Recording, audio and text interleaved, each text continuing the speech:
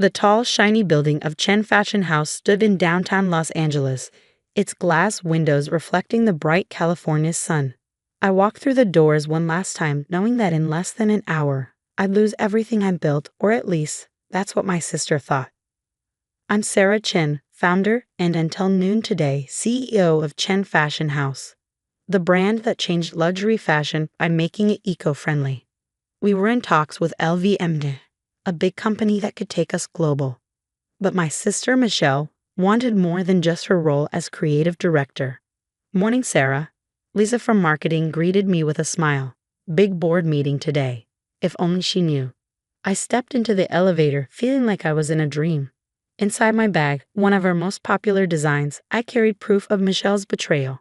She had been secretly meeting with board members, changing voting rights and planning to take over. But what she didn't realize was that I had been watching her ever since I caught her sharing our designs with LVMH 2 years ago. The boardroom was full when I arrived. Michelle sat in her usual seat, dressed in our latest collection. Ready to take notes, she said, acting innocent. The board members, our investors and CFO, avoided looking at me. Michelle gave me a cool nod. Shall we begin? I took my seat, noticing how everyone leaned toward Michelle's side. They had already chosen her. Before we start, I said, let's talk about what's really happening, the plan to vote me out as CEO. The room went silent. Michelle's smile stayed in place, but I saw her grip her iPad tighter. I have proof, I continued. Secret meetings, fake voting rights transfers, and even a press release saying I'm stepping down. Michelle kept her voice smooth. Sarah, you're under a lot of stress. Maybe you need a break. I finished her sentence for her. Like you told the board, right before suggesting yourself as interim CEO. At least Michael, our CFO, looked uncomfortable. The other investors kept their faces blank. The board is concerned, Michelle said, standing up now. The LVMH deal needs strong leadership, and your recent decisions have made them doubt you. Translation. I had refused a bad deal because I knew we were worth much more, but Michelle wanted fame and had been working behind my back to take over. Let's be honest, I said, opening my laptop. You've spent months making me look unstable just so you could accept a deal that undervalues us by $100 million. This is nonsense, Michelle snapped, but one of our investors was already checking his phone, likely looking at the evidence I mentioned. Shall we vote? I asked. For the next 15 minutes, Michelle gave her well-planned speech about why I should be removed, questioning my leadership, saying I was too emotional, and suggesting I was ruining the LVMH deal. The board listened and then voted, just like she had planned. The motion passes, Michelle said, barely hiding her excitement. Sarah Chen is no longer CEO of Chen Fashion House. I will take over as interim CEO. I stood up slowly, gathering my things. Congratulations, sister, but you forgot one small thing. Security will escort you out, she said coldly. Before they do, I said you should see this. I projected an email onto the screen. Michelle frowned, reading it. Her confidence cracked. That's impossible. Patent registration number 88,700,402,391, I read aloud. Our eco-friendly fashion technology, owned by me personally, not by Chen Fashion House. The investors quickly grabbed their phones, probably calling their lawyers. One of them looked like he might faint. The special fabric technology that makes our brand unique, I said with a smile, the eco-friendly process that LVMH wants to buy. I created it before starting this company. Before I made you creative director, Chen Fashion House has only been using it under a personal license from me, which, I glanced at my watch, expired 2 minutes ago when you removed me as CEO. You can't do this, Michelle gasped. The company owns anything developed while working here. Yes, I said, but I made this technology before Chen Fashion House even existed. Check the records, check the timestamps, check anything you want. My lawyers already have. The security guards Michelle had called were waiting by the door, but no one moved. Everyone was too busy staring at the patent details now on their screens. So here's the deal, I said, picking up my bag. You can have the company, Michelle, but without my technology, what you have is an empty brand. No special fabrics, no eco-friendly process, no $200 million LVMH deal. just a fancy office with a great view of Los Angeles. We'll fight this, she snapped. The board will. The board, James Wong cut in, his voice sharp, will need to reconsider its decision. Sarah, perhaps we should talk in private. I shook my head. No need. The vote was clear. I'm out. I'll be starting a new company, one that owns some very valuable technology. And I hear LVMH is still very interested in sustainable luxury fashion. I walked to the door, then turned back. Oh, and Michelle, Mom wants us at dim sum on Sunday. Try not to be late. The security guards hesitated, unsure who they were supposed to remove. As the elevator doors closed behind me, I heard the boardroom break into chaos. Lisa from marketing caught me in the lobby. Sarah, is everything okay upstairs? I smiled, thinking about the other surprise I had waiting at home, one that would shake up the fashion world even more. Everything's fine, I told her. Just a little family drama. But tomorrow, I grinned, tomorrow is going to be very interesting. The next 24 hours in the fashion world were pure chaos. Women's Wear Daily broke the news first. Chen Fashion House CEO ousted. IP dispute puts LVMH deal at risk. Soon my phone was flooded with calls from reporters, luxury brands, and competitors. I ignored them all, sitting in my Malibu home office, watching everything play out exactly as I planned. The trademark fight was just the beginning. The real shocker was still coming. Miss Chen, my assistant's voice came through the intercom. Bernard Arnault from LVMH is on line 1, and your mother is on line 2. I smiled. Right on schedule. Put Mom through first. Sarah Chen, Mom's voice snapped through the phone. What is this I'm reading? The whole Chinese community is talking. Michelle tried to take your company, so you humiliate her in front of the board? In front of investors? What about family harmony? I glanced at the folder on my desk. Michelle's secret emails, proving she had been planning my removal for almost a year. Sometimes harmony has to be earned, Mom. Is Michelle there with you? A pause. She's been in her room all morning. Won't stop crying. Good. Tell her to stay there. She'll want to see the news in an hour. I smiled. Also, maybe start making some of your special wonton soup. We're going to have guests for dinner. I switched to line 1. Bernard, I was wondering when you'd call. Bernard Arnault, the head of LVMH, got straight to the point. That's quite a technology portfolio you've been hiding, Sarah. Why are we just learning about it now? Because until today, there was no reason to bring it up. Chen Fashion House had a license to use it as long as I was CEO. Now, I shrugged. Things have changed. The acquisition deal is off, I said. At least as it stands now. But I'm open to a new deal, one that reflects the actual value of my technology. A long pause. Our original offer was fair. The original offer was $200 million for technology that will change sustainable fashion forever. As of this morning, that technology legally belongs to me, not Chen Fashion House. Would you like to know what Kering offered 20 minutes ago? Another pause. When can you be in Paris? I can't. Family dinner tonight, but you're welcome to join us in Los Angeles. My mom makes excellent wonton soup. To his credit, Bernard understood immediately. Text me the address. I'll bring the wine. My next call was to Lisa from marketing. She had already received offers from 3 luxury brands. How would you like to be head of global marketing at a company that actually owns its technology? When do I start? By noon, I had secured commitments from most of Chen Fashion House's top designers and engineers. By 2 p.m., I had offers from 5 major luxury brands. But the real fireworks were coming at 3 o'clock. Right on time, Vogue broke the next big story. Chen Fashion House's eco-friendly claims in question. Anonymous source provides evidence. I watched as the company's stock price started to crash. The anonymous source, my carefully documented research, proved that while my sustainable fabric was real, Michelle had been secretly using non-eco-friendly processes while falsely marketing them as green. The phone rang again. Michelle. You knew, she said. You knew about the production issues all along.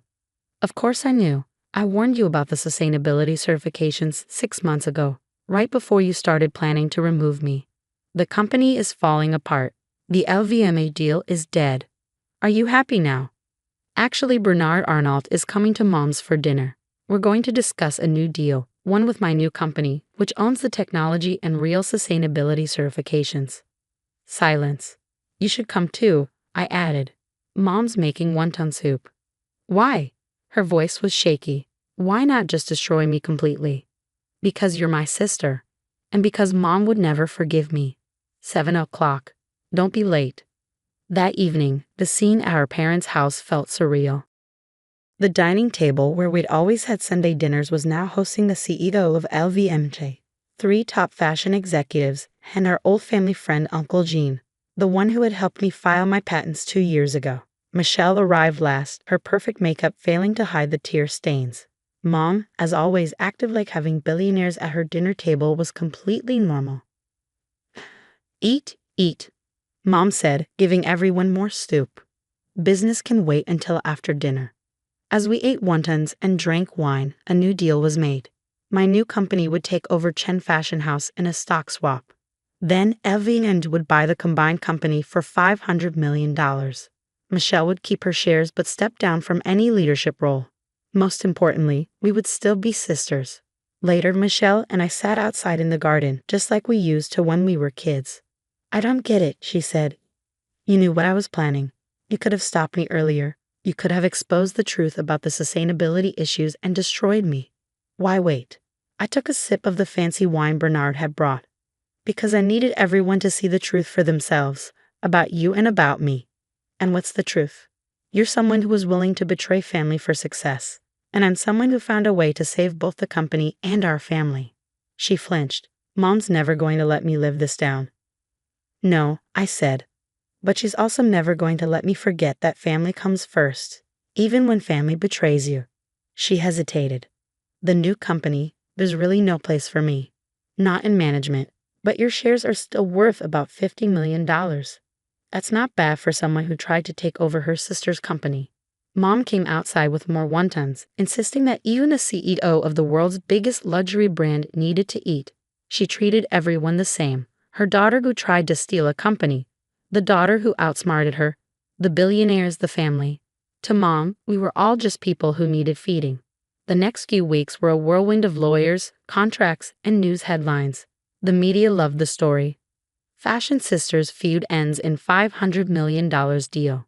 We launched the new company, Phoenix Sustainable Luxury, with top designers and a clear vision. LVMH quickly finalized the acquisition. Kering made a last-minute offer, pushing the final price to $600 million. Michelle took a break from work, then started her own business, helping brands make fashion more ethical. She still comes to Sunday dinner, though she's quieter now, more thoughtful. Mom always makes sure we sit next to each other. At the signing ceremony, a reporter asked if I was afraid of more family betrayals in fashion. I smiled and said, in fashion, like in family, what matters isn't just how things look, it's what's underneath. That night, I found an old photo in Mom's album. It was from my first fashion show, Michelle and me, proudly showing off the dresses we designed together. Next to it, Mom had placed a framed copy of the $600 million acquisition announcement. To remind you both, she said firmly, that success means nothing without family. She was right.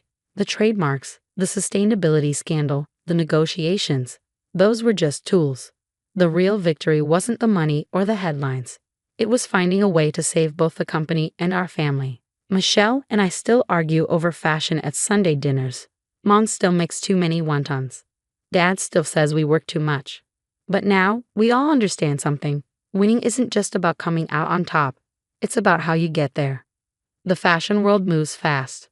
Trends change. Companies rise and fall. But family is forever. Sometimes betrayal reminds us of that, and sometimes forgiveness shows us the way forward. Today, Phoenix Sustainable Luxury is changing the fashion industry. Our technology is shaping the future of luxury goods, and the Chen sisters still have Sunday dinner at Mom's table. Different roles, different perspectives, but still family. As for me, I keep the original patents framed in my office, right next to that old fashion show photo. A reminder that in business, as in family, the best victories are the ones that leave room for redemption. I stared at my phone, reading the message for the 100th time. The words hadn't changed. I'm sorry you had to find out this way, but your husband's been seeing someone for months.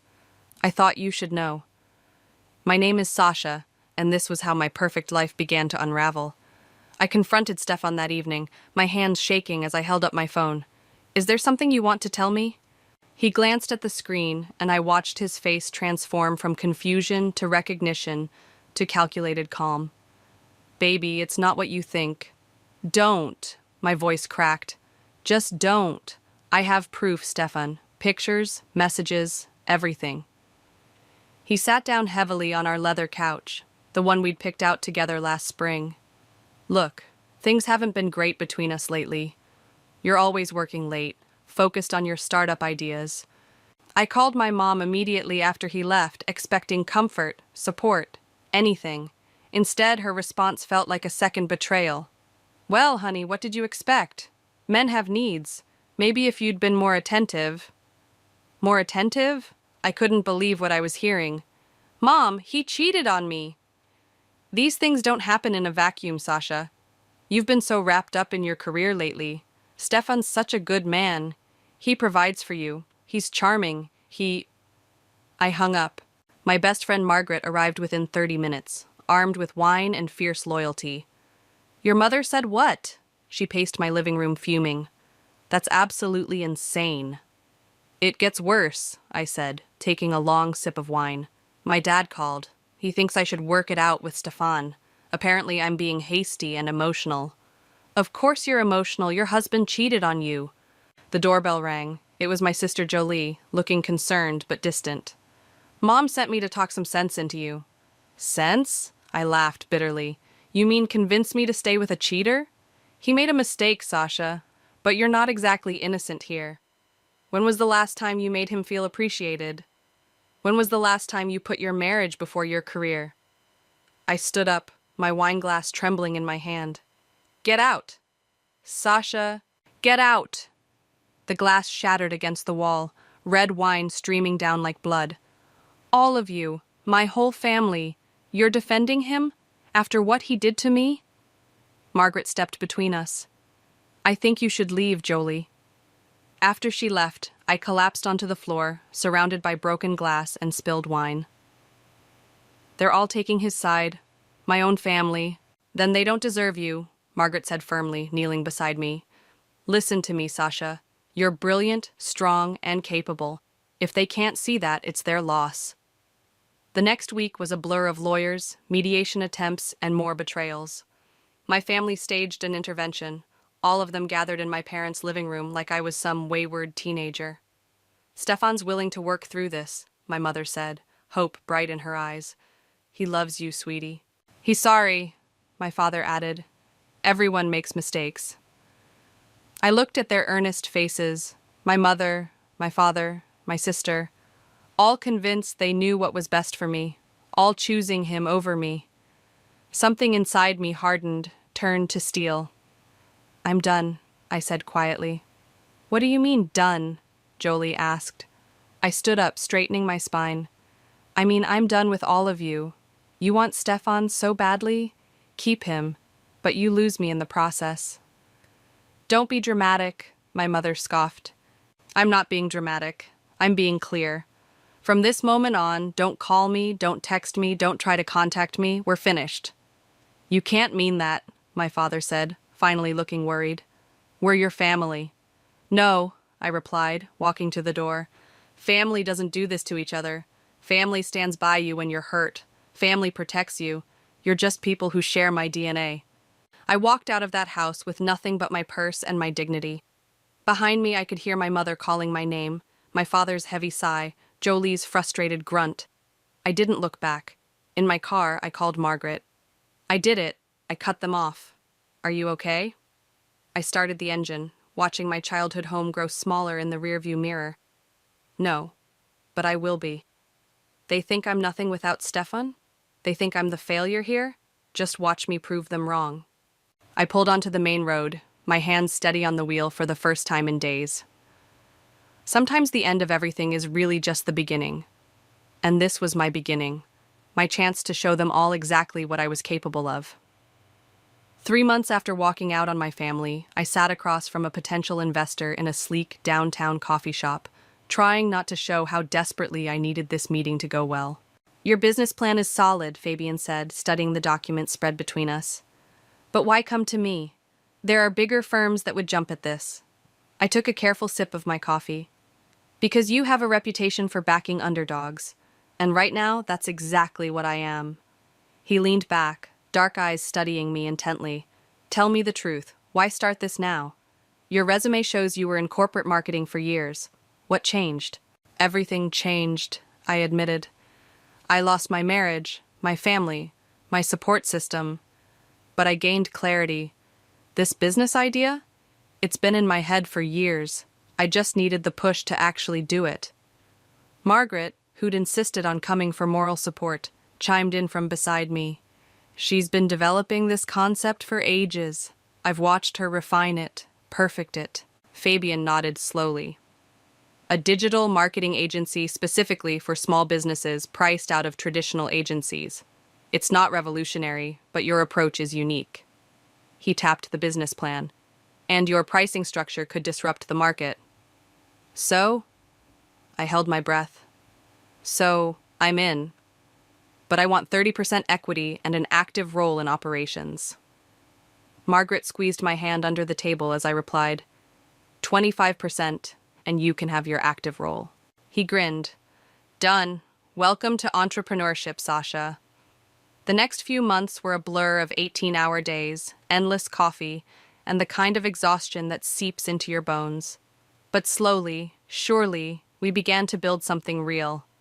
Another client signed, I announced, bursting into our small office space one morning. That makes 10 this month. Fabian looked up from his computer, smiling. The Miller account? They've been on the fence for weeks. Not anymore. I showed them our results from the Thompson campaign, and they were sold. This calls for a celebration, Margaret declared, spinning in her chair. She'd joined us as our PR director last month. Drinks after work? Later that evening, at our favorite bar, Fabian raised his glass. To Sasha, who turned a setback into a comeback.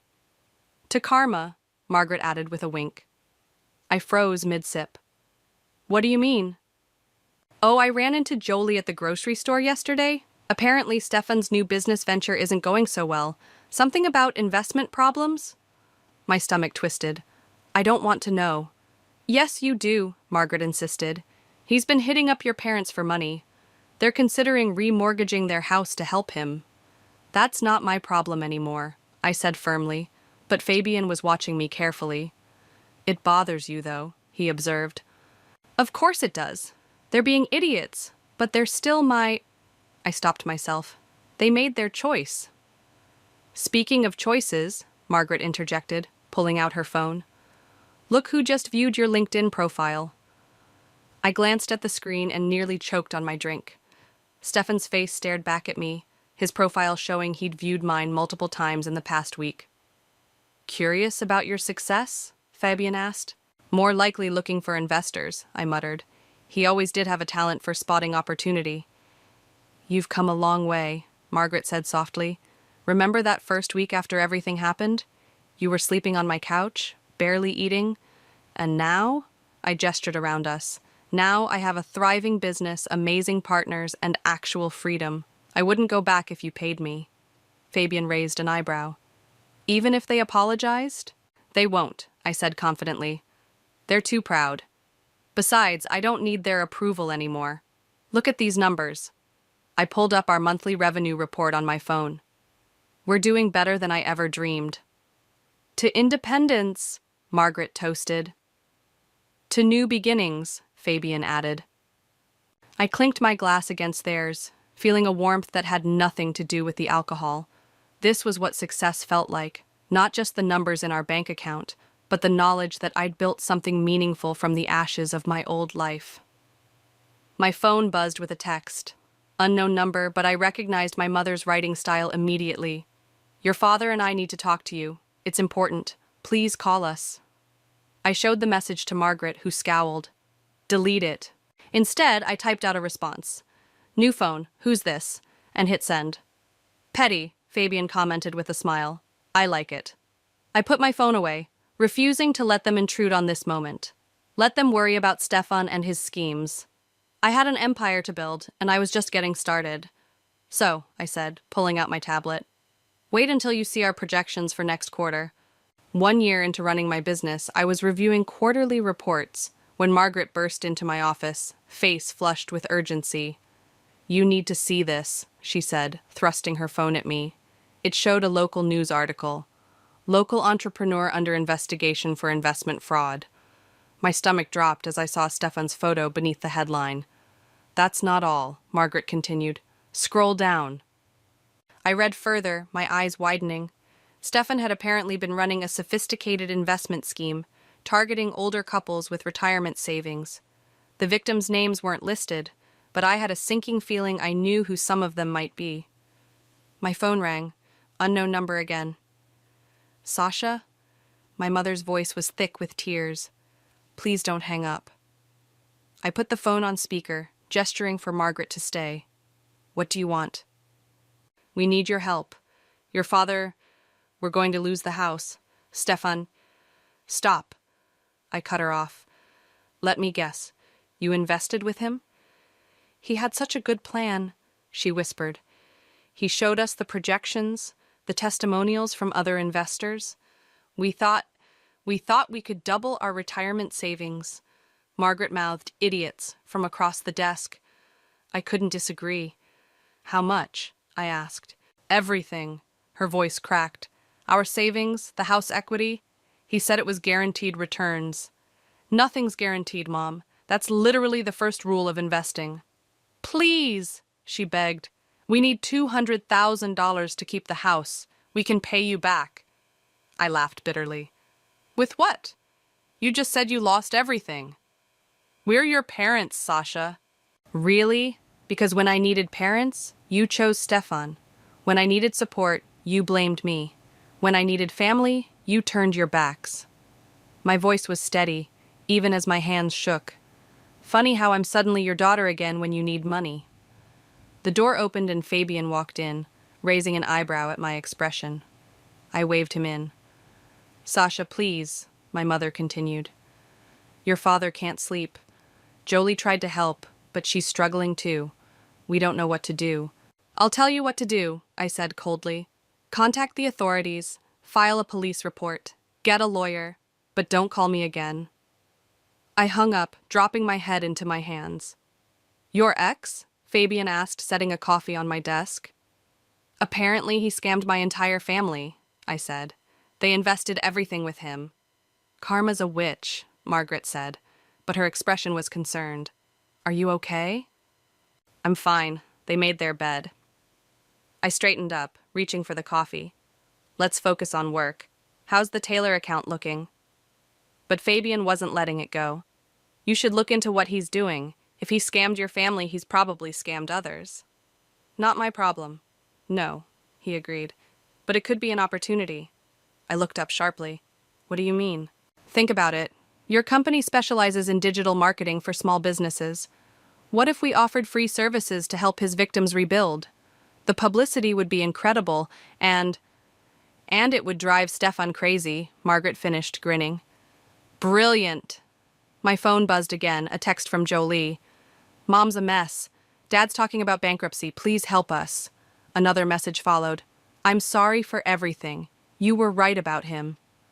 Too little. Too late, I muttered, showing the messages to Margaret. Your sister reaching out too? Fabian asked. They must be desperate. Good, I said, but something in my chest tightened.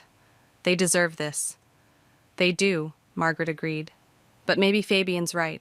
Maybe there's a way to help his other victims while making your family realize exactly what they lost when they chose him over you. I pulled up Stefan's company website on my computer. Look at this. He's still actively recruiting investors. There's an event next week. We should go, Fabian suggested. Gather intelligence. Are you crazy? He'll recognize me immediately. Not if we do it right, Margaret said, excitement building in her voice. I have a friend who does amazing makeovers. He'll never know it's you.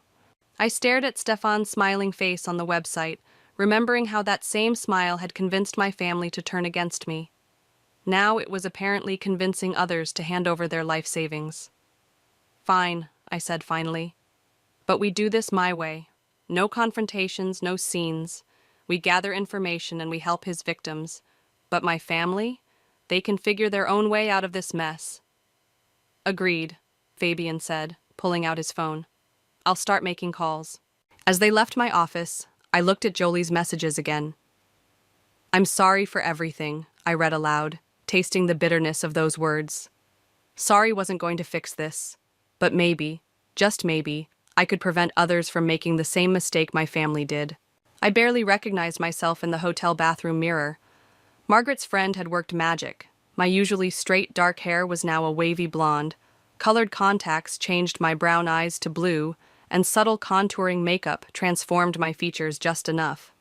Ready? Margaret adjusted her own disguise, a sleek red wig and glasses. As I'll ever be. I smoothed down my designer dress, borrowed from Fabian's sister. Remember, we're potential investors from Seattle. We entered the hotel conference room where Stefan's investment seminar was being held. The space was packed with people, mostly older couples clutching folders and notepads. My stomach churned as I imagined their life savings about to be handed over to him. There he is, Margaret whispered, nodding toward the front. Stefan looked exactly the same. Expensive suit, perfect hair, that practiced smile that had once made me feel special. He was working the room like a pro, shaking hands, laughing at jokes, touching people's arms in that familiar way that made them feel important. Ladies, he approached us, hand extended. Welcome. I don't believe we've met. Amanda Pierce, I said, using my prepared alias. My heart hammered, but my voice remained steady. This is my business partner, Rachel. Stefan Diaz, he smiled, holding my hand a moment too long. Seattle, right? I noticed you on the registration list. We're actually expanding our operations there. How fascinating, I purred, channeling every ounce of confidence I had. We're very interested in your investment structure. Well, you're in for a treat, he winked. We're offering special terms for our premium investors today. As he moved away to greet other guests, Margaret gripped my arm. You okay? Fine, but look who just walked in. My parents slipped into the back row, looking tired and drawn. Dad's suit hung loose on his frame, and Mom's hands wouldn't stop fidgeting with her purse. What are they doing here? Margaret hissed. Probably hoping to convince him to return their money, I muttered. Let's split up. You take the left side of the room, I'll take the right. Talk to people. Find out how much they've invested. The next hour was enlightening and horrifying. Stefan's presentation was slick, full of impressive graphs and testimonials. But as I circulated during the break, the stories I heard made my blood boil. He guaranteed 20% returns, one elderly man told me. Said it was completely safe. We remortgaged our house, his wife added proudly. Best decision we ever made. I escaped to the bathroom, fighting nausea. Margaret followed. It's worse than we thought, she said, checking under the stalls to ensure we were alone. He's got at least 30 people ready to invest today. And guess what? Your dad's been helping him recruit people from his old workplace. What? Apparently, Stefan promised to pay them back if they brought in new investors. Classic pyramid scheme, I growled. We need to... The bathroom door opened. My mother walked in, stopping short when she saw us. I turned quickly to the mirror, adjusting my wig, but her eyes met mine in the reflection. For a moment, neither of us moved. Then understanding dawned on her face. Sasha? Margaret stepped between us. Sorry, you must be mistaken. We're from Seattle. Mom moved closer, her voice dropping. I'd know my daughter's eyes anywhere, even with those contacts. Sasha, please. Your daughter? I turned, dropping the fake accent. Funny, I thought Stefan was your only child now. She flinched. We made a mistake. We know that now. But he's promising to make things right if you just drag more innocent people into his scheme. I cut her off. How can you still believe him? We don't have a choice. The bank's foreclosing next month. Your father's had 2 anxiety attacks. Jolie's husband left her after they lost their savings. We're desperate. You have choices, I said coldly. You're just making the wrong ones. Again. I moved to leave, but she grabbed my arm. Why are you here then? In disguise? To gather evidence, to stop him from destroying more lives. I pulled away. But not to help you. Never again to help you. Back in the conference room, Stefan was starting his closing pitch. I watched my father nodding along eagerly in the back row, probably already planning which former colleagues to call. My phone buzzed, a text from Fabian. Got everything we need from his company servers? Time to pull the trigger? I looked around the room at all the hopeful faces, at Stefan's practiced smile, at my parents' desperate expressions. Then I typed back, "Do it." Within minutes, phones around the room started buzzing. The local news story about Stefan's investigation had just been updated with new evidence we'd spent weeks gathering, including proof that he'd known exactly what he was doing when he targeted my family. The room erupted in chaos.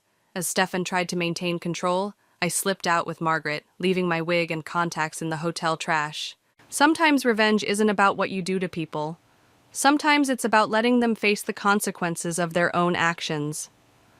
The morning after the investment seminar, I arrived at my office to find Stefan waiting in the lobby. My heart jumped, but I kept my face neutral. "Nice dye job yesterday," he said, standing up. "Blonde suits you." "Security," I called out, but he raised his hands. 5 minutes, Sasha, that's all I'm asking. Why should I give you even 5 seconds? Because I can help your family recover their money. He stepped closer, lowering his voice. All of it, plus interest. I laughed. With what? The money you stole from other people? With legitimate investments. I've got deals in the pipeline. More lies? Fabian's voice cut through the lobby as he emerged from the elevator. I suggest you leave before I call the police. Stefan's charm didn't falter. The new business partner. I've heard great things about what you two have built here. He turned back to me. Remember when we used to talk about starting a company together? Looks like you did it without me. I did everything without you, I said, including learning who I really am. Your parents are going to lose their house, Sasha. Jolie's marriage is over. Don't you care? Before I could respond, Margaret burst through the front door, waving her phone. Have you seen the news? Oh, she stopped short, seeing Stefan. What news? Stefan and I asked simultaneously. She held up her phone, showing a breaking news alert. Local investment scheme investigation expands. Multiple arrests expected. The color drained from Stefan's face. 5 minutes are up, I said quietly. Security? As they escorted him out, he called back, This isn't over, Sasha. Your family needs you. Once he was gone, I slumped against the wall. He's right about one thing. It's not over. No, Fabian agreed. But it's getting there. The FBI contacted me this morning. They want to talk to you about being a witness. My phone buzzed, Jolie calling. I declined the call. You can't avoid them forever, Margaret said gently. Watch me. But an hour later, Jolie showed up at my office. She looked terrible. Dark circles under her eyes, clothes hanging loose on her frame. 2 minutes, I said, not offering her a seat. I left him, she blurted out. Rick, I mean. After we lost everything in Stefan's scheme, he changed. Started drinking, gambling what little we had left. I'm staying with friends. That's not my problem. No, she agreed, but I need you to know something. The day you confronted Stefan about cheating, I knew. I'd known for weeks. The words hit me like a physical blow. What? He told me not to say anything, said he was ending it, that it was just a mistake. I believed him because it was easier than facing the truth. She wiped her eyes. I chose the easy way, and I've regretted it every day since. Get out. Sasha, please. Get out! I screamed, sending my coffee mug flying across the room. It shattered against the wall, making us both jump. Fabian appeared in the doorway. Everything okay in here? My sister was just leaving, I said through clenched teeth. After she left, Fabian helped me clean up the broken mug. You know, he said carefully, sometimes the strongest revenge is showing people exactly what they lost. What do you mean?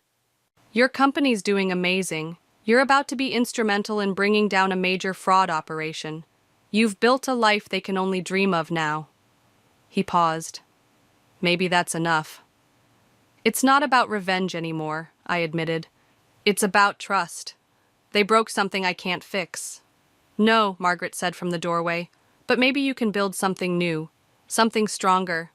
My phone buzzed again, a text from my mother. We're meeting with bankruptcy lawyers tomorrow. I know we don't deserve your help, but please just talk to us. We were wrong. About everything. Delete it, Margaret advised. Instead, I typed back, "You're right, you don't deserve my help, but I'll send you the contact information for a good financial advisor. What you do with it is up to you." That's more than they deserve, Fabian said. Maybe, I agreed. But it's who I am. Not who they made me, but who I chose to be. Later that evening, as we reviewed the evidence we'd be presenting to the FBI, Fabian caught me staring at an old family photo on my phone. Missing them? Missing who they were supposed to be, I corrected. But you know what? I like who I am now better than who I was then. Good, he said, squeezing my shoulder, because that person built something amazing. I deleted the family photo and pulled up our company's latest projections instead. The past could stay where it belonged, behind me. I had a future to build, and it was looking brighter every day. The FBI interview room was colder than I expected. Agent Torres sat across from me, reviewing my statement about Stefan's investment scheme. "So he approached you directly at your office?" she asked, tapping her pen against the desk. "Yes, offered to help my family recover their losses if I'd back off." She nodded. "We've found similar patterns. He tries to leverage personal relationships to keep people quiet." She slid a folder across the table. "Take a look at this." Inside were photos of Stefan meeting with various people, including my father, at upscale restaurants, golf courses, even church gatherings. "Your father was quite active in recruiting new investors," she said carefully. "I'm aware." My voice was flat. "Is he being charged?" "That depends on how much he knew. We're interviewing him tomorrow." She leaned forward. "Ms. White, we have enough to arrest Stefan. But with your testimony about his direct attempt to silence you, we could make an even stronger case." Before I could respond, there was a knock at the door. Another agent entered with fresh documents. "You need to see this," he told Torres. "Stefan just emptied his accounts, all of them." My stomach dropped. "He's running." "Not if we can help it." Torres was already on her phone, barking orders. I left the FBI office feeling drained. Margaret was waiting outside in her car. "Well?" she asked as I climbed in. "Stefan's trying to flee, and my dad might be facing charges." Her hand found mine. "I'm sorry, Sasha." "Don't be. They made their choices." I checked my phone. 3 missed calls from my mother, 2 from Jolie. "Let's get back to the office. I need to work." But when we arrived, Fabian was waiting with news of his own. "Stefan just called," he said. "He wants to meet. Says he has a proposition that could help everyone." "It's a trap," Margaret declared. "Obviously," I agreed. "But what if we could trap him instead?" Fabian raised an eyebrow. "What are you thinking?" "He doesn't know how much evidence we have. If I meet with him, wear a wire?" "Absolutely not," Margaret interrupted. "It's too dangerous." "I'll call Agent Torres," I said, already dialing. "We do this properly by the book." 2 hours later, I sat in an upscale restaurant, wearing an FBI wire and trying to look calm. Stefan walked in right on time, still wearing his signature confident smile. "You look gorgeous," he said, sliding into the seat across from me. "Success suits you." "What do you want, Stefan?" He leaned forward, lowering his voice. "I want to make a deal. I can return everyone's money, your parents, Jolie, all of them. But I need your help." "My help?" "Your company is doing well, very well. I need a legitimate business to process some investments through." I took a sip of water, buying time. "You want to use my company to launder money?" "I want to make things right," he insisted. "Your parents are about to lose everything. Jolie's living on someone's couch. I can fix it all. We can fix it together, just like we used to talk about." "And if I say no?" His smile tightened. "Then I have some interesting stories to tell about your father's involvement in my investment strategy, stories the FBI might find very interesting." "Are you threatening me?" I'm offering you a chance to save your family. He reached across the table, touching my hand. The Sasha I married would understand that family comes first. I pulled my hand away. The Sasha you married doesn't exist anymore. You and my family killed her. Don't be dramatic. No, Stefan, you don't get to do this anymore. You don't get to manipulate me, or threaten me, or use my family against me. I stood up. We're done here. Sasha, wait. FBI agents emerged from every corner of the restaurant. Agent Torres approached our table, badge out. Stefan Diaz, you're under arrest for investment fraud, attempted witness tampering, and extortion. The color drained from his face as they cuffed him. You were wearing a wire? Sasha, please, I can explain. Save it for your lawyer, Torres said, leading him away. Outside, Margaret and Fabian were waiting with the FBI surveillance team. You did it. Margaret hugged me tight. It's over. Not quite, I said, watching as they loaded Stefan into a police car. My father's interview is tomorrow. What are you going to do? Fabian asked. My phone buzzed, another text from my mother. They're interviewing your father tomorrow. Please help us. He doesn't deserve prison. I stared at the message for a long moment before replying. No, he doesn't. I'll have my lawyer contact the FBI in the morning. After everything they did, you're still helping? Margaret asked incredulously. I'm not doing it for them, I said, watching Stefan's police car drive away. I'm doing it for me, because I'm not them. I never was. The courthouse hallway was packed with Stefan's victims, all waiting to give their impact statements. I sat near the back, trying to be invisible, but whispers followed me anyway. That's his ex-wife. I heard she helped bring him down. Isn't that her family over there? My parents and Jolie sat on the opposite side of the hallway, not looking at me. Dad had aged a decade in the past few months, even though my lawyer had managed to get him immunity in exchange for testimony against Stefan. Margaret squeezed my hand. You don't have to stay for this. Yes, I do. The courtroom doors opened and we filed in. Stefan sat at the defendant's table wearing an orange jumpsuit instead of his usual designer suits. He turned, scanning the crowd until he found me. I met his gaze steadily. One by one, people approached the podium to share their stories. Retired teachers who lost their pensions, small business owners who remortgaged their shops, elderly couples who could no longer afford their medications. Then it was my father's turn. Stefan Diaz was like a son to me, he began, voice shaking. I trusted him with my family's future. I defended him when my daughter... He paused, looking at me for the first time in months. When my daughter tried to warn us, I chose him over her, and I lost everything, not just money, but something far more valuable. My mother started crying softly. I recruited others into his scheme, Dad continued. Friends, colleagues, people who trusted me. I'll never forgive myself for that. But worse than losing our savings, our home, our dignity, I lost my daughter's trust. And that's something Stefan Diaz can never repay. The judge called my name next. I walked to the podium, my heels clicking against the floor. Your Honor, I'm not here to talk about money, I said. Stefan didn't just steal funds. He stole trust. He turned families against each other. He made parents choose him over their children. He destroyed relationships that can never be repaired. Stefan shifted uncomfortably in his seat. The worst part, I continued, he's still doing it. Even after his arrest, he tried to manipulate me into helping him launder money by threatening my father. He doesn't feel remorse. He feels inconvenienced. After the other statements, the judge called a recess before sentencing. In the hallway, Jolie approached me hesitantly. That was brave, she said. It was true. I know. Listen, She twisted her hands together. I got a job offer. In Seattle, actually. A fresh start. Good for you.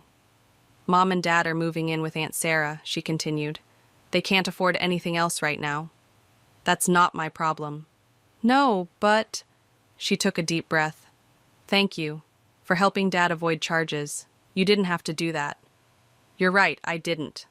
The bailiff called us back in. The judge looked stern as she began her statement. Mr. Diaz, you have perpetrated not just financial fraud, but emotional terrorism against these families. Your actions were calculated, manipulative, and showed a complete disregard for human dignity. Stefan stood, straightening his jumpsuit. I sentence you to 15 years in federal prison, with no possibility of parole for 10 years. You are ordered to pay restitution to all victims, and you are barred from any financial industry work for life. As they led Stefan away, he called out, Sasha, please, just listen. Bailiff, the judge warned, and he fell silent. Outside the courthouse, reporters clustered around the victims. My mother broke away from their group and approached me. We're selling everything, she said quietly. The house, my jewelry, everything, to try to pay people back. Smart. Sasha, please, can we just talk? Over coffee, maybe?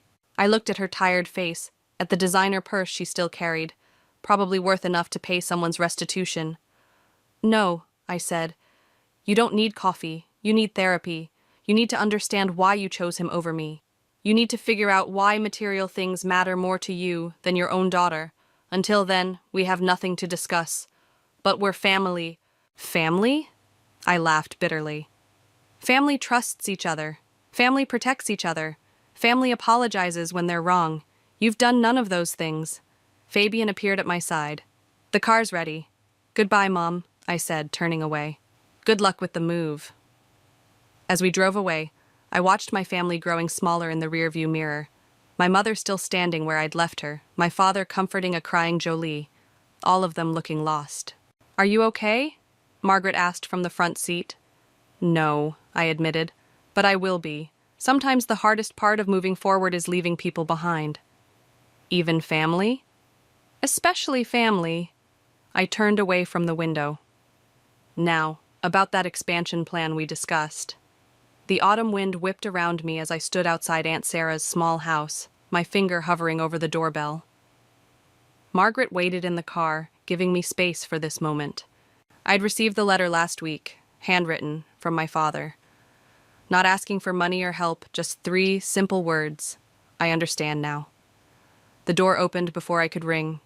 Mom stood there, looking different. No designer clothes, no perfectly styled hair. She wore jeans and a simple sweater, her gray roots showing. Sasha, she breathed, you came. I got Dad's letter. She stepped back, letting me enter. The house was small but tidy, family photos on the walls. I noticed all the ones of Stefan had been removed. Dad sat at the kitchen table, a therapy workbook open in front of him. He stood when he saw me, uncertain. You look well, he said softly. Business is good. We know, Mom said. We've been following your company's success online, that contract with the national retail chain. I didn't come to discuss business. Dad nodded. We've been in therapy, both of us, learning about narcissistic manipulation, about why we were such easy targets for Stefan. And we discovered something ugly about ourselves, Mom said, sitting down. We cared more about appearances than reality, more about status than truth, more about money than, she choked up, than our own daughter's happiness. We failed you, Dad added. Not just with Stefan, but long before that, always pushing you to be what we wanted, never seeing who you really were. I remained standing, arms crossed. Why tell me this now? Because we finally understand what we lost, Mom said. Not the house or the money or the social status. We lost you, and that's the one thing we can never replace. We're not asking for forgiveness, Dad continued. We don't deserve it. We just wanted you to know that we see it now. All of it. How strong you were, how right you were, how incredibly capable you've always been. My throat tightened. I needed you to see that years ago. We know, Mom whispered. We know. A small meow interrupted us. A scruffy orange cat wound around my legs. That's hope, Dad said with a slight smile. From the shelter where I volunteer now. Helping animals it's helping me be better. And I'm teaching art at the community center, Mom added. No pay, just giving back. I sat down finally, letting out a long breath. Jolie told me you've been making restitution payments to Stefan's victims. Every penny we can spare, Dad confirmed. It'll take years, but it's the right thing to do, Mom finished. We sat in silence for a moment, the cat purring between us. I'm getting married, I said suddenly, to Fabian in the spring. Mom's eyes filled with tears, but she didn't move to hug me or make demands. Instead, she asked quietly, "Are you happy?" The simple question, the one they'd never asked before, broke something inside me. "Yes," I said. "I am." Dad nodded, wiping his eyes. "That's all we should have ever wanted for you." I stood up. "I need to go, but—" I pulled out a business card, writing on the back. "This is my personal number. Not for emergencies, not for help, just if you want to talk, sometimes." They both nodded, understanding the gift and its limitations. Outside, Margaret rolled down the window. "You okay?" I looked back at the house where my parents stood in the doorway, not reaching for me, not demanding anything, just watching with hope and regret mingled on their faces. "They're different," I said. "People can change," she replied, "if they want to badly enough." "Maybe." I got in the car. "But trust has to be earned." "And love?" I thought about Fabian waiting at home, about the family Margaret and I had built at our company, about the strength I'd found in myself. "Love was never the problem," I said finally. "Love was always there, but love without respect, without trust, without understanding, it's not enough." As we drove away, I typed out a text. "Thank you for understanding, finally." The response came quickly. "Thank you for showing us how. We're proud of who you've become, even if we had nothing to do with it." I smiled slightly, putting my phone away. Sometimes the happy ending isn't about forgiveness or reconciliation. Sometimes it's about understanding your own worth, setting your own boundaries, and finding peace with the space between what was and what is. "Let's go home," I told Margaret. "We have a wedding to plan." And for the first time in years, the word home felt completely right. The church bells chimed 11, each resonating strike a mockery of what should have been the happiest moment of my life. I stood at the altar in my designer wedding dress, fighting the urge to check my phone again. My name is Lexi, and this was the day my world imploded. "Something's wrong," I whispered to Malik, who stood closest to me as my honorary man of honor. The gathered guests were starting to whisper, their murmurs echoing off the cathedral's vaulted ceiling. "I'm sure he's just stuck in traffic," Malik replied, but his face betrayed his concern. "Want me to call him again?" I nodded, watching as he stepped aside to make the call.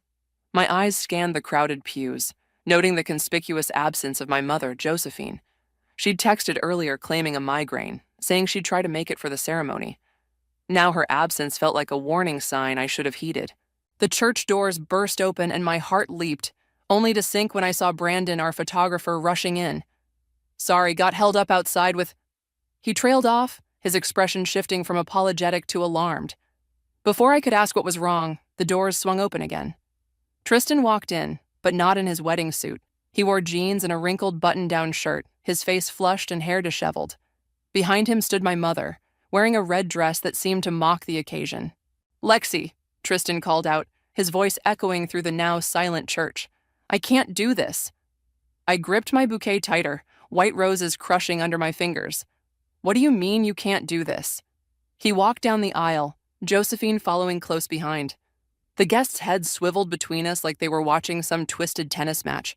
"I've fallen in love with someone else," he announced, his voice steady and cruel. "I've been fighting it for months, but I can't deny it anymore." "Someone else?" The words felt like glass in my throat.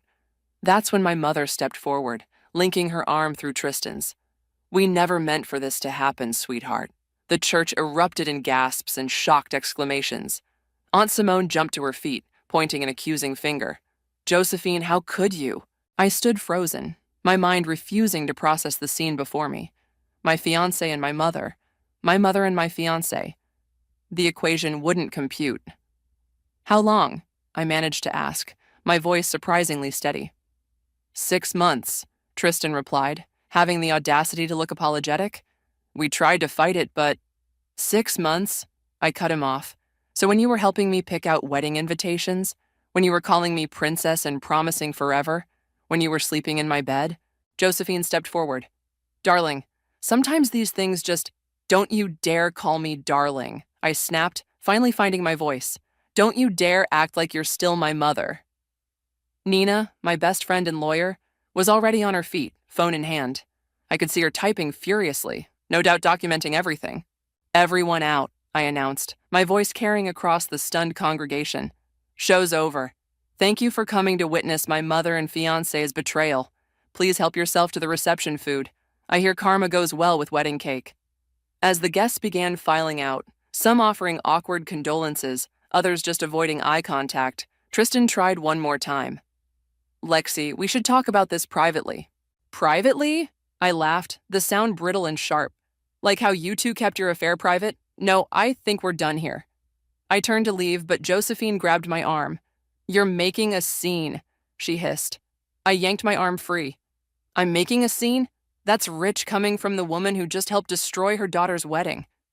Malik stepped between us, his presence solid and protective. I suggest you both leave. Now. They retreated, but not before Tristan called out, I'll call you later to explain everything. Don't bother, I replied, my voice ice cold. I'm sure you'll be too busy with your new life. Just remember, karma's a bigger bitch than I am, and that's saying something. I walked out of the church with my head high, ignoring the pitying looks and whispers. In the bridal suite, I finally allowed myself to collapse onto a chair, my expensive dress pooling around me like broken dreams. My phone buzzed with a voicemail notification. Tristan's name flashed on the screen. Against my better judgment, I pressed play.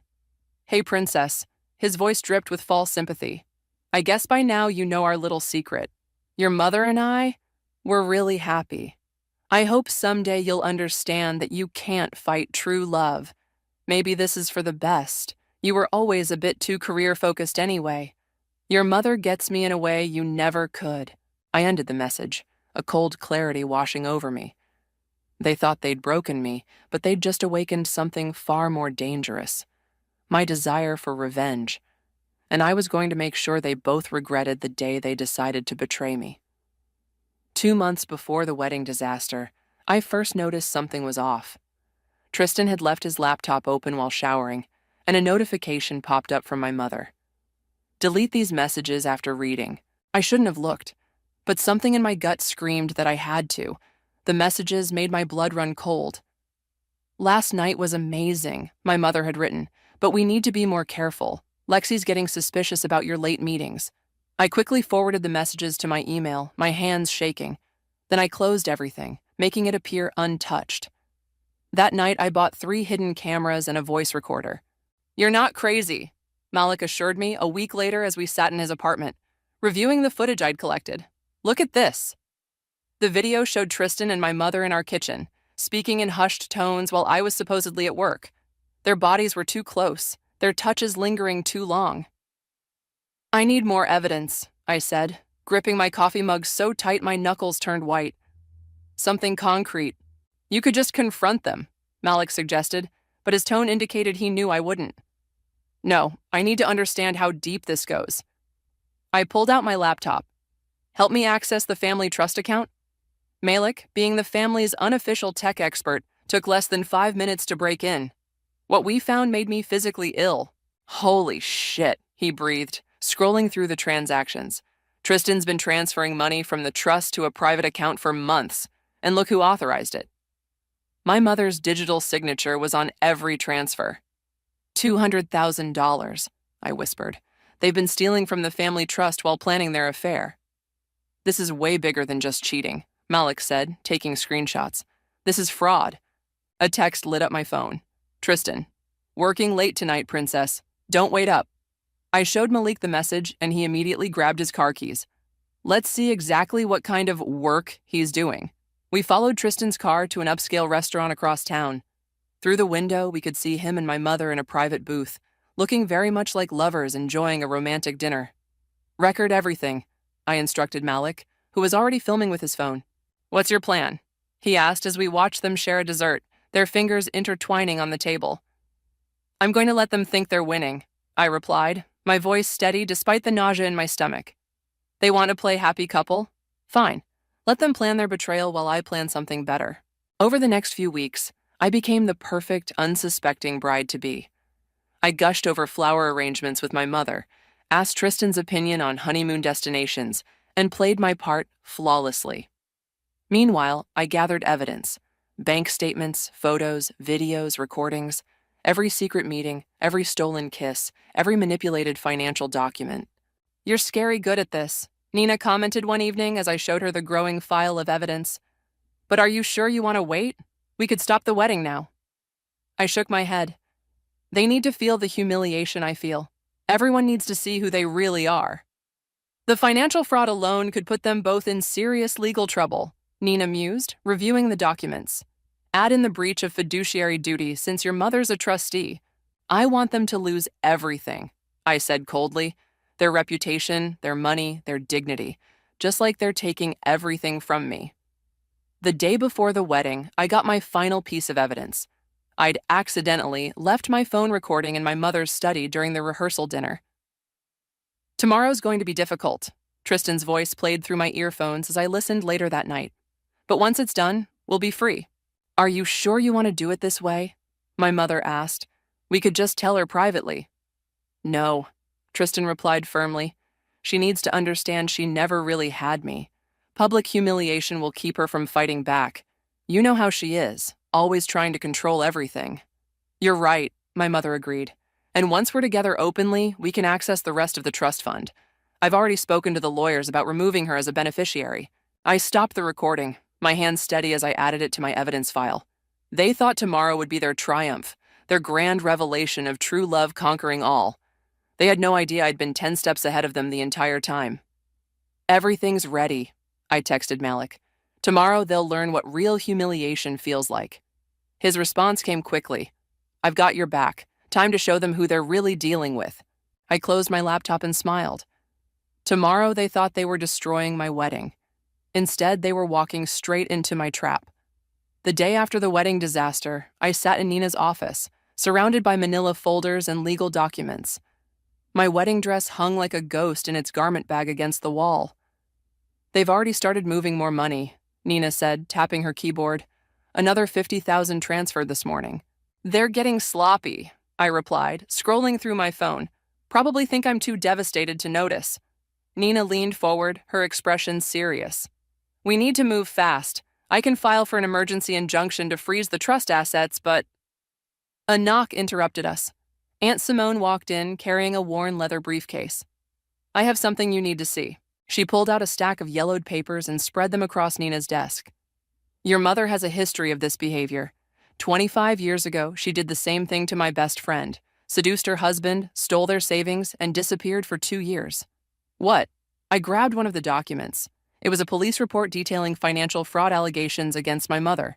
"The charges were dropped," Simone explained, "because your grandfather paid everyone off to avoid a scandal. That's when she met your father." Nina was already scanning the documents. "This establishes a pattern of behavior. We can use this." My phone buzzed with a text from my mother. "We need to talk. Come to the house tonight, just us." "Don't go," Simone warned. "She'll try to manipulate you." "No," I said, showing them the message. "This is perfect. I'll wear a wire." Nina pulled out a small recording device from her desk. "Use this. It's more reliable than a phone." That evening, I walked into my childhood home. My mother sat in her favorite armchair, looking perfectly composed in an expensive silk blouse. "Darling," she started, "I know you're hurt." "Save it," I cut her off, sitting across from her. "What do you want?" "I want you to understand. Tristan and we didn't plan this. Sometimes love just happens." I laughed bitterly. "Love? Is that what you call embezzling money from the family trust?" Her face paled slightly. "I don't know what you're talking about. $250,000, Mother. That's how much you and Tristan have stolen so far. Want to explain that?" She stood up, her composure cracking. "You've been spying on us? Like you've been betraying me? Funny how that works."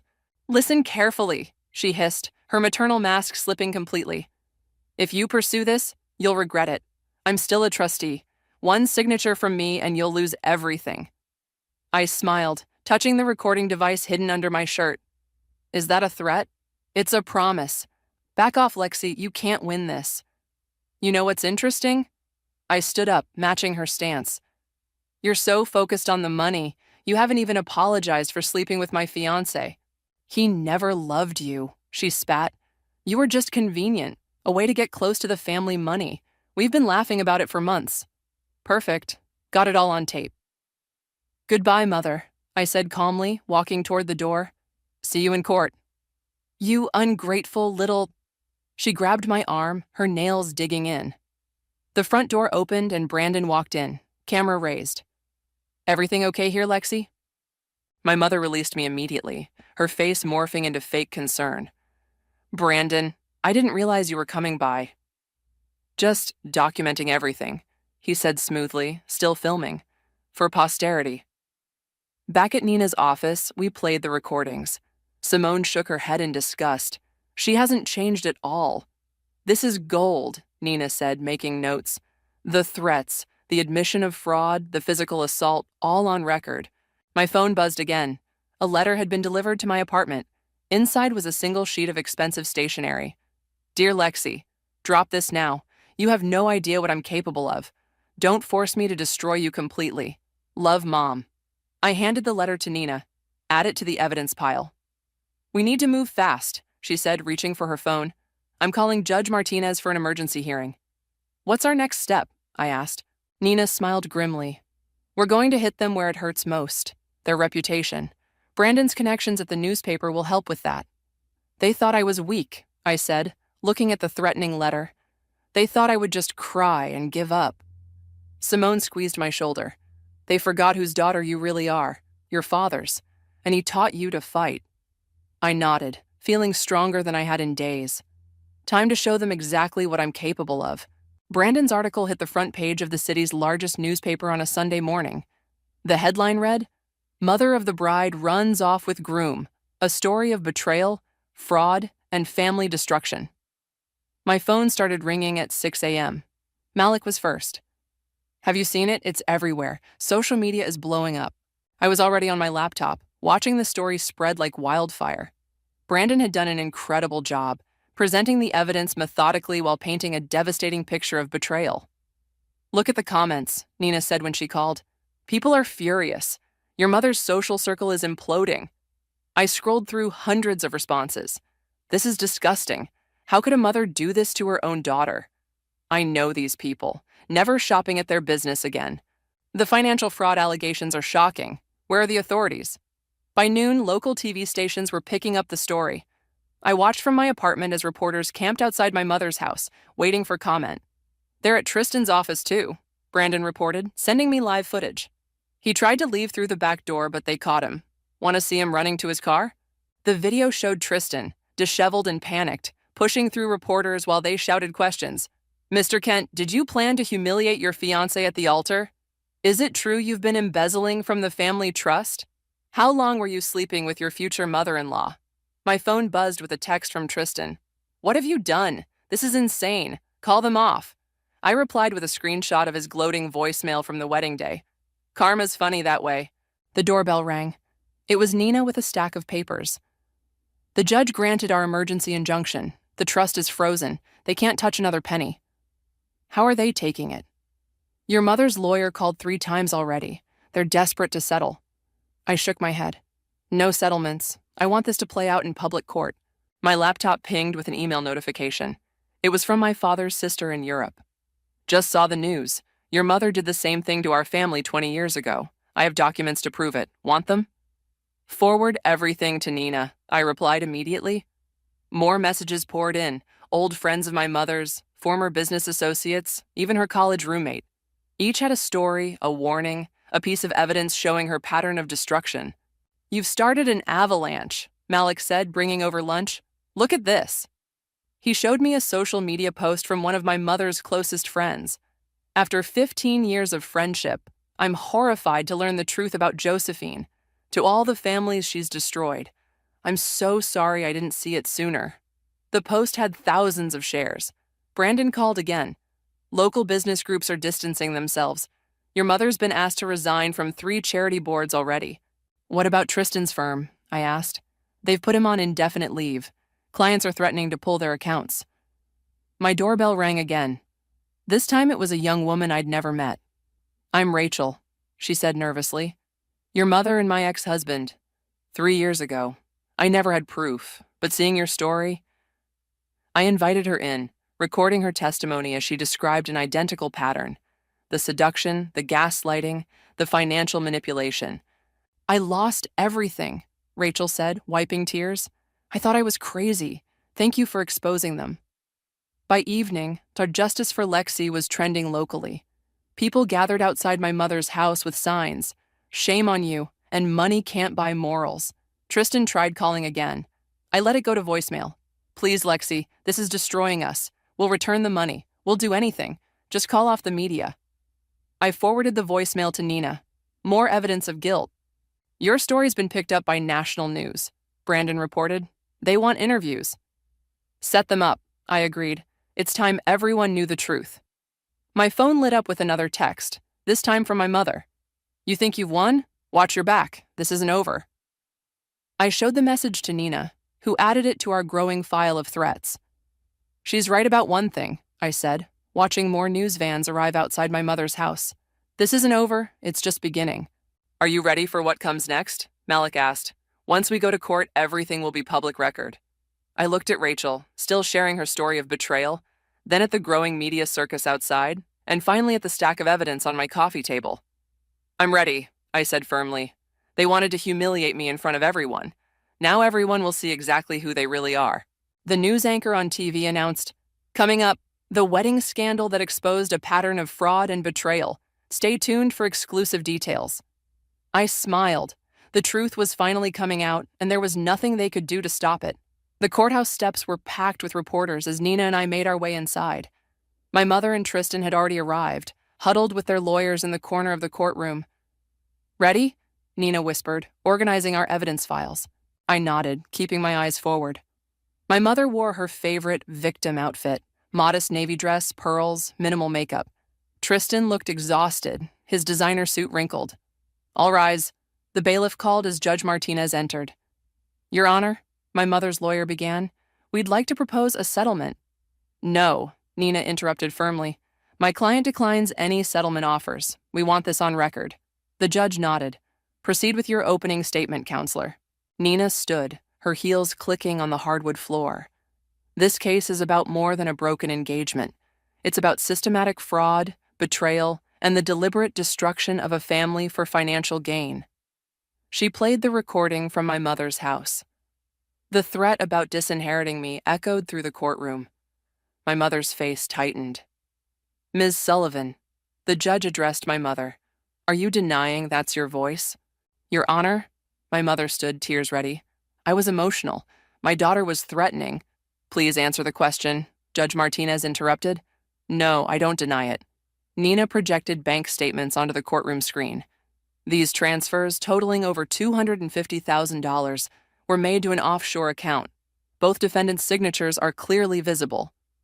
Tristan's lawyer jumped up. "We can explain those transfers." "Please do." Nina smiled.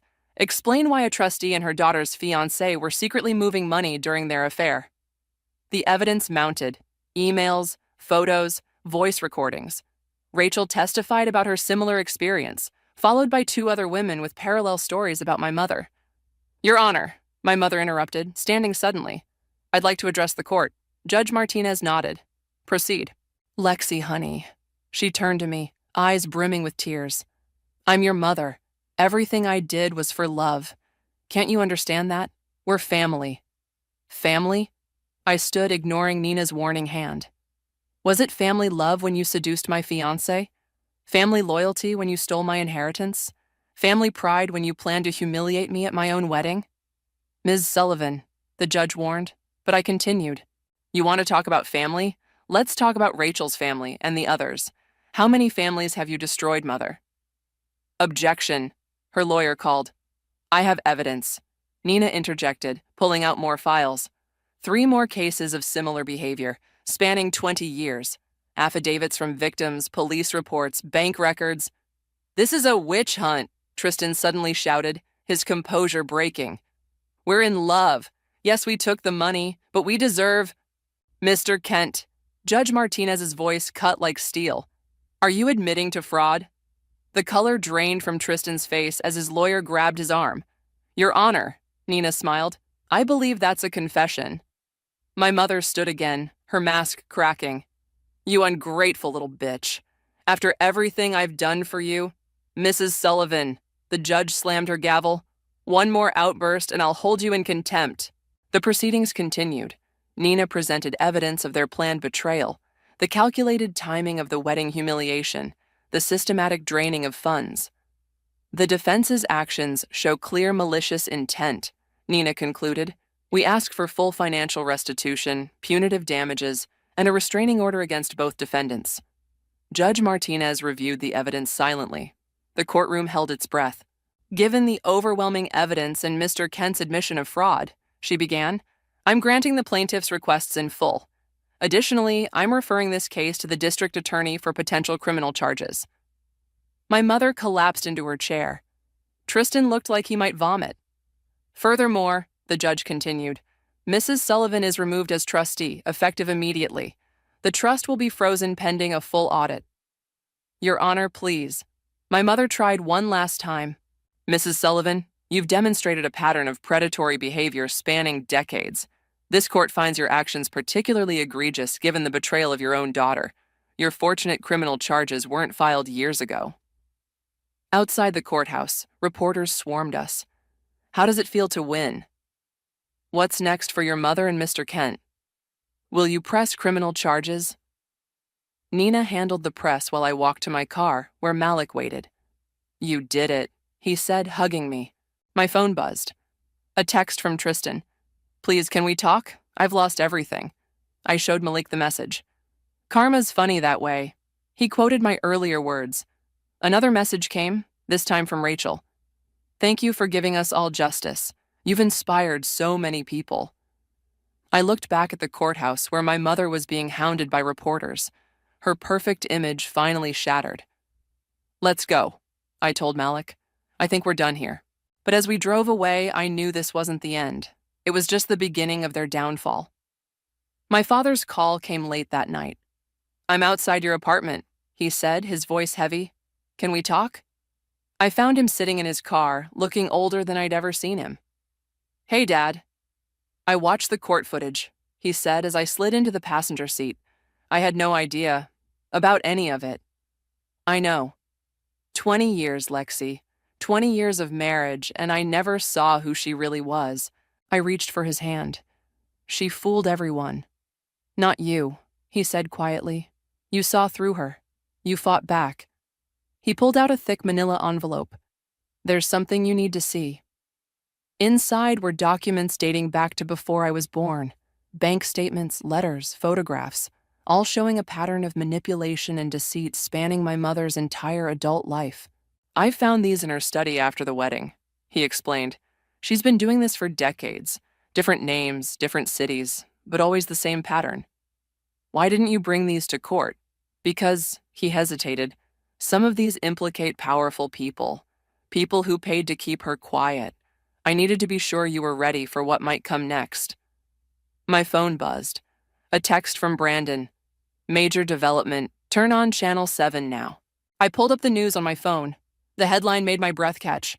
Wedding scandal mother linked to prominent businessman's disappearance. That's why I'm here, my father said, watching the report. They're reopening the case of Robert Walsh's disappearance from 15 years ago.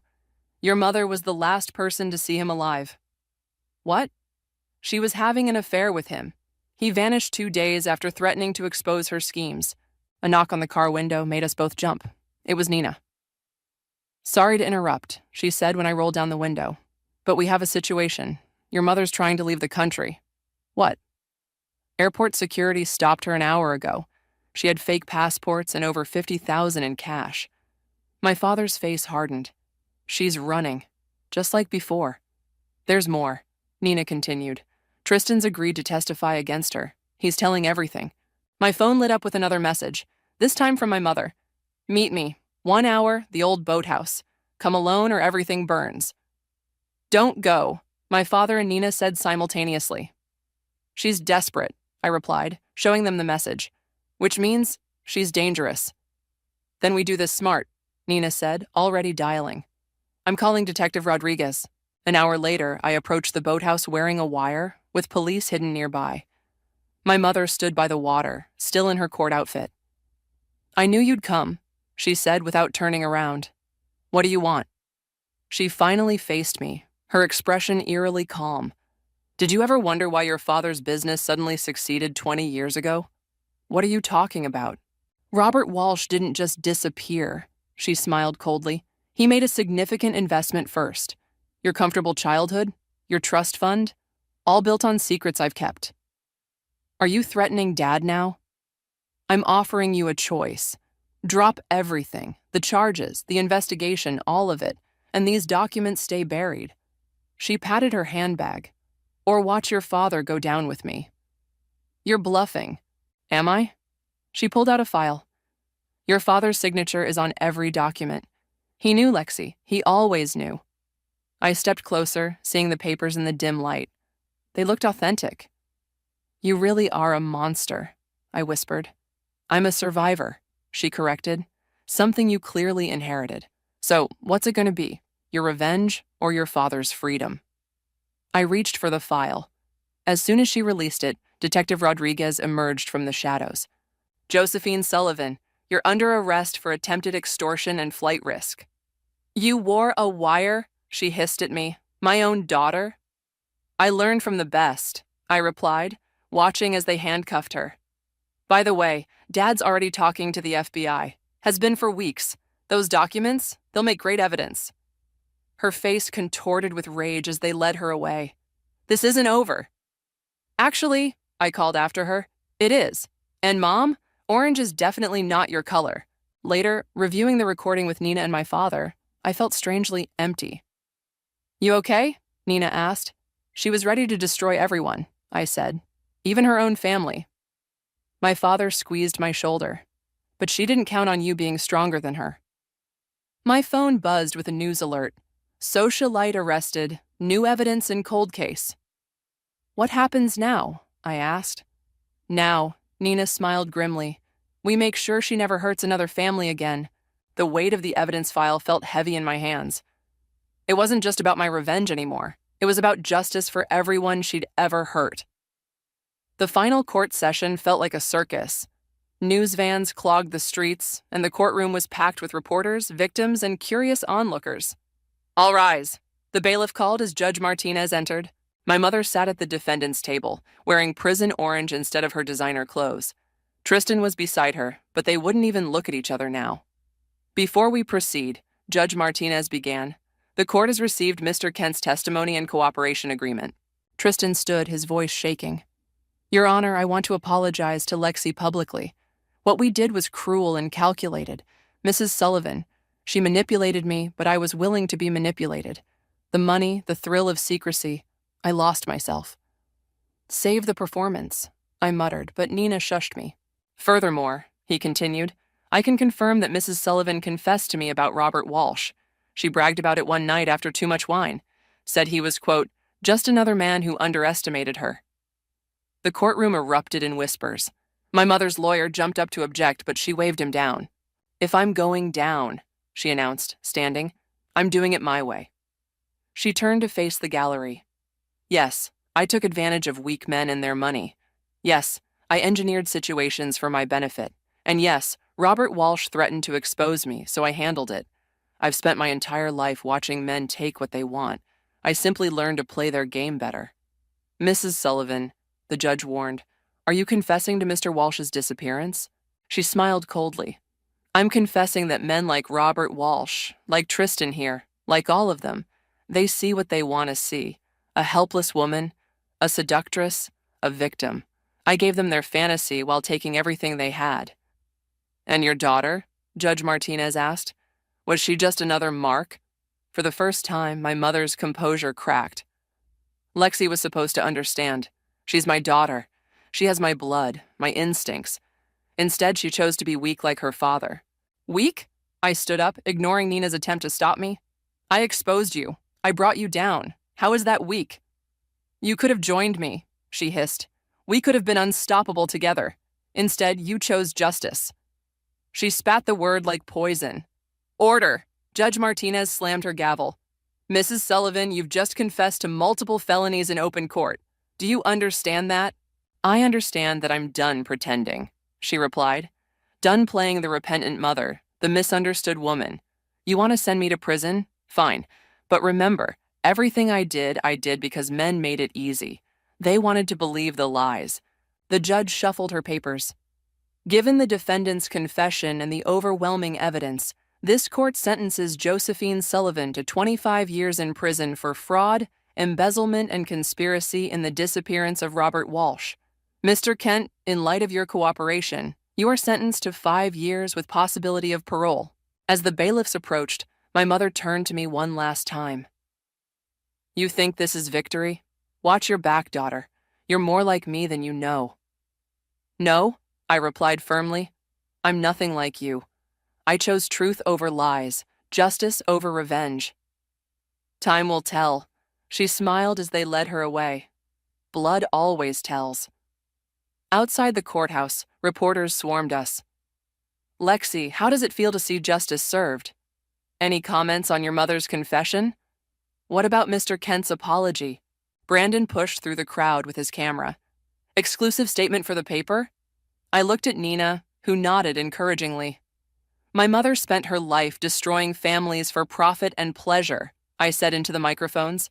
Today isn't about revenge. It's about justice for every life she ruined, every person she betrayed, every family she tore apart. What's next for you? Someone shouted. Healing, I replied honestly, and helping others heal too. My phone buzzed. A message from Rachel. You did it. You gave us all closure. Thank you. More messages flooded in from other victims, sharing their relief and gratitude. Malik appeared at my side. Ready to go?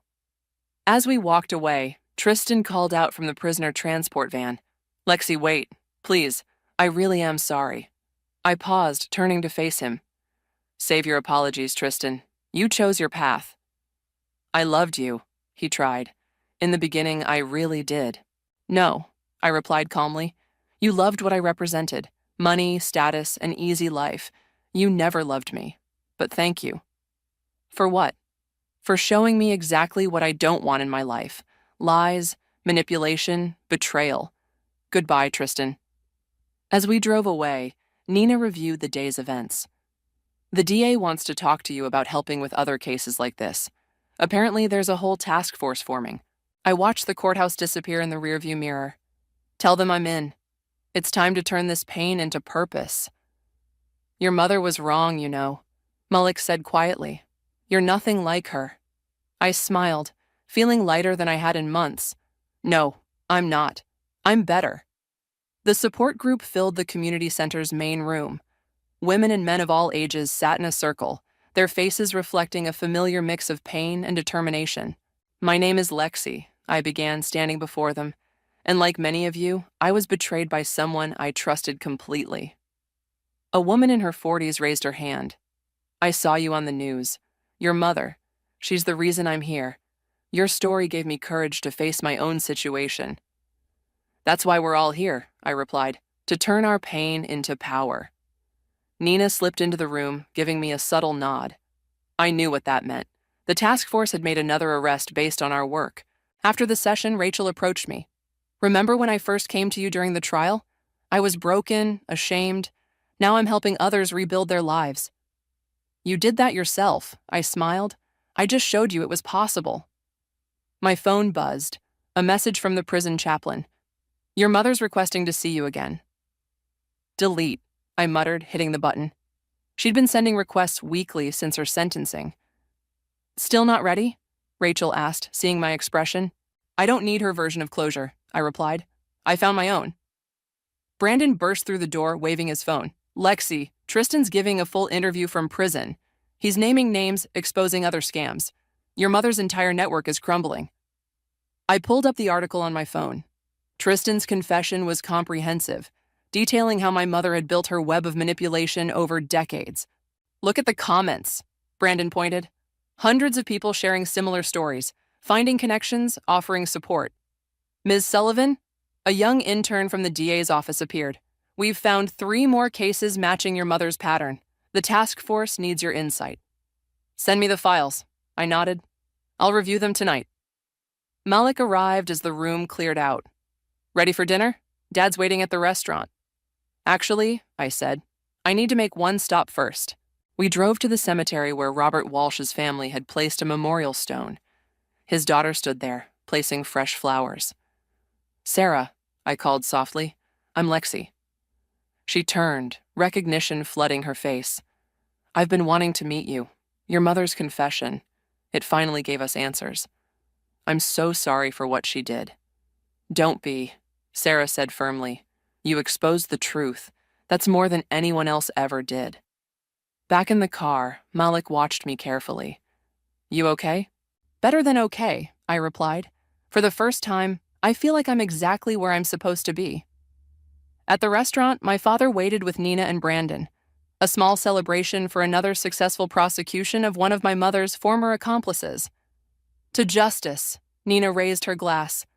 "To healing," Rachel added, joining us. "To family," my father said, squeezing my hand. "The real kind." My phone lit up with another prison notification. This time it was from Tristan. "I know you'll never forgive me, but thank you for showing me how to make things right." I showed the message to the table. "Are you going to respond?" Brandon asked. "No need," I replied.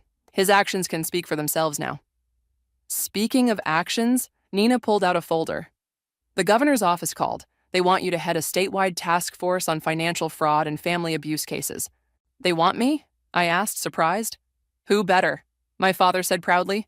"You turned personal tragedy into a mission to help others. You're not just surviving anymore, you're leading." A notification popped up on everyone's phones simultaneously. Breaking news about my mother's case leading to international fraud investigations. "Your mother wanted to create a legacy of destruction," Malik observed. "Instead, she created a daughter who's rebuilding everything she tried to break." "We're rebuilding," I corrected, looking around the table at my chosen family. "All of us." Sarah joined us, pulling up a chair. "Room for one more?" "Always room for healing hearts." I smiled. My phone buzzed one final time. A message from the prison chaplain. "Your mother asked me to tell you she's proud of what you've become. Should I relay your response?" I typed quickly. "Tell her thank you. She taught me exactly what kind of person I never want to be. That's the greatest gift she could have given me." Looking around the table at these faces, friends, family, fellow survivors, I felt something I hadn't expected. Peace. Not because the pain was gone, but because we'd transformed it into purpose. "So," Nina raised her glass again. "What's next?" I smiled, thinking of all the people still needing help, still fighting their own battles against betrayal and abuse. "We keep going," I replied. "We keep helping, we keep healing, together." The glasses clinked, and in that moment, I knew. This wasn't just an ending, it was a beginning. My beginning. Our beginning. The text message from my bank hit me like a slap across the face. "Your account balance is 0 guederzios." I blinked, refreshed the screen, and checked again. Nothing. My hands trembling, I called the bank, only to have my worst fears confirmed. Jonathan had somehow gained access and drained everything. My name is Jasmine, and 3 months ago, I thought divorcing my wealthy husband would be the end of my nightmare. I was wrong. It was just the beginning. "He can't do this!" I practically shouted into my phone at Nina, pacing my empty living room. Everything I had was in that account. My savings, my business funds, everything. "That bastard!" Nina's voice crackled through the speaker. "Have you called your lawyer?" "They're looking into it," I spat, running my fingers through my hair. "Meanwhile, I can't even buy groceries. God, I should have known he'd do something like this. Jonathan never could handle losing control. The mansion felt suffocating now. I'd won it in the divorce, along with a few other assets that probably made Jonathan's blood boil. But at what cost? Every room held memories I wanted to forget. Dinner parties where he'd belittled me in front of his business associates. Arguments that ended with him storming off to his study. Nights spent crying myself to sleep. The study. Something clicked in my mind. "Nina, I'll call you back." I practically ran up the stairs, my heart pounding. Jonathan's private study had always been off limits during our marriage. His sanctuary, he'd called it. But now it was mine. The room still smelled like his expensive cologne, making my stomach turn. I started with the obvious places: desk drawers, filing cabinets, the safe behind his pretentious oil painting. Nothing unusual, just business contracts and tax documents. Then I noticed it. The floorboard under his desk was slightly raised, almost imperceptible, unless you were looking for it. My hands shook as I pried it up, revealing a manila envelope. "What were you hiding, Jonathan?" I whispered, pulling out the contents. My eyes widened as I scanned the documents. Bank statements, offshore accounts, emails discussing alternative revenue streams and creative accounting. Names I recognized from Jonathan's business circle, amounts that made my head spin, and instructions for moving money that screamed money laundering. My phone buzzed. A text from Jonathan himself. "Enjoying being broke, sweetheart? Should have taken the settlement offer when you had the chance." I could almost hear his smug laughter. Picture that arrogant smirk he always wore when he thought he'd won. But for the first time in months, I smiled. "Nina," I said when she picked up my call, "I need you to come over, now, and bring your camera. We need to document everything." "What did you find?" she asked, clearly picking up on the change in my voice. "Let's just say Jonathan's not as clever as he thinks he is." I carefully laid out the documents on his desk, my hands steady now. He wanted to play dirty? Fine. Game on. Nina arrived 20 minutes later, slightly breathless. "Holy shit," she whispered, looking at the spread of documents. "Is this what I think it is?" "She had evidence," I said, watching her photograph each page. Proof of every shady deal, every illegal transaction. He was so careful to hide it from everyone, his business partners, his lawyers, even his precious mother Julia. But he never thought I'd find it. "What are you going to do?" I picked up one particular document, an email chain discussing the disposal of evidence related to a suspicious investment. "I'm going to make a call. There's this lawyer, Talia Fleming. She's known for taking down corrupt businessmen like Jonathan. I think it's time she and I had a chat." Nina grabbed my arm. "Jasmine, are you sure? This is big. Once you start this..." "He took everything from me, Nina. My dignity, my security, my freedom." I gestured around the study. "He thought this house was my prison, but he just handed me the key to his destruction." My phone buzzed again. Another text from Jonathan. "Missing me yet, darling? Don't worry. You'll learn to live without luxury. Maybe get a job as a waitress?" I took a deep breath, remembering all the times he'd made me feel small, worthless, dependent. Not anymore. I had proof of his crimes in my hands, and for the first time since our divorce, I felt powerful. "Nina," I said, gathering the documents carefully, "let's get these somewhere safe. Tomorrow morning, I'm paying Talia Fleming a visit. It's time Jonathan learned what it feels like to lose everything." As we left the study, I took one last look at the room where Jonathan had plotted his empire's growth. He never suspected that this same room would become the source of its destruction. Sometimes karma needs a little push, and I was ready to shove. Talia Fleming's office screamed power. Floor-to-ceiling windows overlooked downtown, and the walls were decorated with newspaper clippings of her victories. "Corrupt CEO faces justice," "Corporate giant falls," and similar headlines stared down at me as I sat across from her desk. "So," Talia said, examining the documents I'd brought with sharp eyes, "you found these in a hidden compartment in your ex-husband's study?" Her red-painted nails tapped against her desk rhythmically. "Yes. After he froze my accounts, I started looking for anything I could use against him." I leaned forward. "Those emails about the creative accounting, that's money laundering, isn't it?" Talia's lips curved into a predatory smile. "Oh, it's much more than that. Your ex-husband has been very busy." She spread out several papers. "These transactions here? Classic shell company operations. And this chain of emails discusses insider trading so blatant it would make Wall Street blush." My heart raced. "Can we use it?" "Use it?" Talia laughed. "Honey, we can destroy him with this. But I need to know, are you ready for what comes next? Jonathan won't go down quietly. He'll fight dirty." "He already is fighting dirty," I replied, my voice steady. He's trying to starve me out, humiliate me. Yesterday, he sent his mother Julia to check on me. What happened? She offered me money to go away quietly. Said Jonathan would restore my accounts if I signed an agreement never to contest anything in the divorce settlement again. Talia's eyes narrowed. And? I told her to get out of my house. I smiled, remembering Julia's shocked face. That's when I knew I had to come to you. The intercom buzzed, and Talia's assistant's voice came through. Ms. Fleming, there's a call from Jonathan Ortiz's office. Already? Talia raised an eyebrow. He works fast. Put him through. She hit the speaker button. Talia! Jonathan's smooth voice filled the room. I hear my ex-wife paid you a visit. News travels fast, Talia replied coolly. Let me save us all some time. Whatever Jasmine told you, whatever she thinks she has, it's nothing. She's just a bitter ex-wife trying to cause trouble. I opened my mouth to speak, but Talia held up her hand. Is that so? She asked. Then you won't mind explaining the wire transfers to accounts in the Cayman Islands? Or perhaps the emails about disposing of evidence? Silence, then. I don't know what you're talking about. I think you do. In fact, I'm looking at the proof right now. Would you like me to read some highlights? You're making a mistake.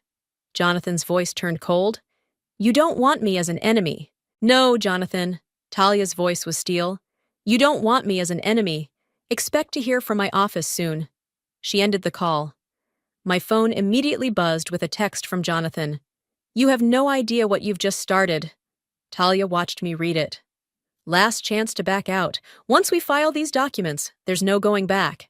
I thought about all the years I'd spent diminishing myself to fit into Jonathan's world, all the times I'd swallowed my pride when he'd treated me like a trophy rather than a partner.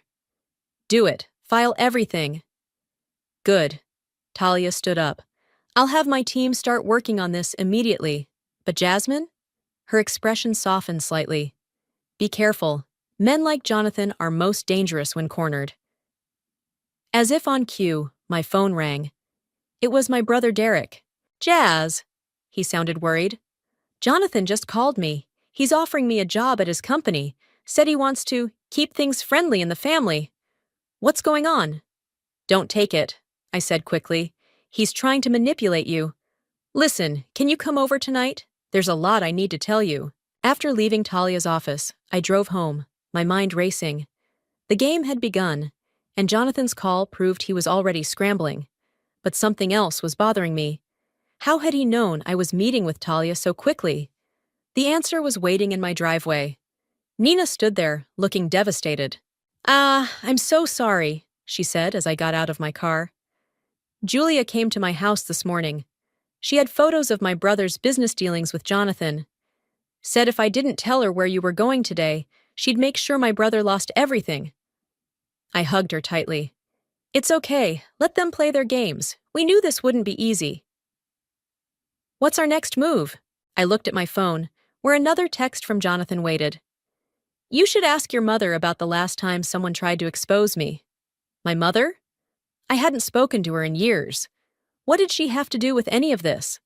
Our next move, I told Nina, is to find out exactly what my mother knows about Jonathan. Because something tells me this goes deeper than we thought. The news broke like a thunderstorm. Corporate scandal rocks industry. CEO Jonathan Ortiz under investigation, screamed the headlines. My phone wouldn't stop buzzing with notifications as the story spread across social media. Look at this, Derek said, scrolling through his phone on my couch. The stock is in free fall. Jonathan's board of directors called an emergency meeting. I was about to respond when my doorbell rang. Through the security camera, I saw a woman I didn't recognize holding a press badge. Ms. Campbell? She called out. Rebecca Mills from the Financial Times. We'd like your comment on the allegations against your ex-husband. Don't answer it, Derek advised, peeking through the curtains. There are 3 more reporters on the lawn. My phone rang. Talia. Turn on Channel 7, she said without preamble. Jonathan's doing damage control. There he was on my TV screen, standing at a podium outside his corporate headquarters. He looked immaculate as always in his tailored suit, but I could see the strain around his eyes. "These allegations are completely false," he was saying, his voice steady. "This is nothing more than a vindictive attack by my ex-wife, who is bitter about our divorce. I have always conducted my business with the utmost integrity." "Integrity?" Derek snorted. "Is that what he calls hiding money in offshore accounts?" The TV suddenly switched to breaking news. Anonymous source leaks emails detailing Ortiz Corp financial misconduct. My phone exploded with messages. The first was from Jonathan. "You're going to regret this." The second was from Julia. "You've just destroyed my son's life. I hope you're prepared for the consequences." But it was the third message that made my blood run cold. From an unknown number. "I saw the news. We need to talk. Mom." "Derek," I said, showing him the message. "Did you tell her about any of this?" He shook his head. "Haven't spoken to her in months. But Jess, maybe you should hear what she has to say." After 15 years of silence? Now she wants to talk? The doorbell rang again. This time it was Nina, looking frazzled. "You need to see this," she said, rushing in. She pulled up a social media post on her phone. Someone had leaked photos of Jonathan leaving a hotel with his lawyer last night. "The comments are wild," Nina said. "People are connecting dots between Jonathan's company and other corporations. It's spreading faster than they can contain it." My phone rang again. Talia. "We have a problem," she said. "Jonathan's lawyers are filing a countersuit. They're claiming you obtained those documents illegally." "But it was my house," I protested. "The study was legally mine after the divorce." "I know, but they're trying to muddy the waters." "Listen, there's something else. They're bringing up your mother in their filing. Something about a previous settlement 15 years ago. What do you know about this?" "Nothing," I said. But a memory stirred. Mom crying late at night, Dad yelling about betrayal, and then suddenly, we never saw Mom again. "I need to make a call." I stepped into the kitchen for privacy and dialed the unknown number. She answered on the first ring. "Jasmine." My mother's voice was exactly as I remembered it. "I was wondering when you'd call." "What do you know about Jonathan?" she sighed. "It's not a conversation for the phone. Meet me at the River Cafe in an hour. Come alone." "Why should I trust you?" "Because," she paused, 15 years ago, I made the mistake of taking Jonathan's money to stay quiet. I won't let him do the same thing to my daughter." After I hung up, Derek was watching me with concern. "You're not really going alone, are you?" "Of course not." I texted Talia the details. "Have someone watching the cafe. If anything seems off." "I'm coming too," Derek insisted. "I'll sit at the bar. Mom won't even notice me." My phone buzzed with another text from Jonathan. "Ask your mother about October 15th, 2008. Ask her what she did with the money." "October 15th, Derek said, reading over my shoulder. "Isn't that—" "The day Mom left," I finished. "And apparently, Jonathan knows why." Nina grabbed her keys.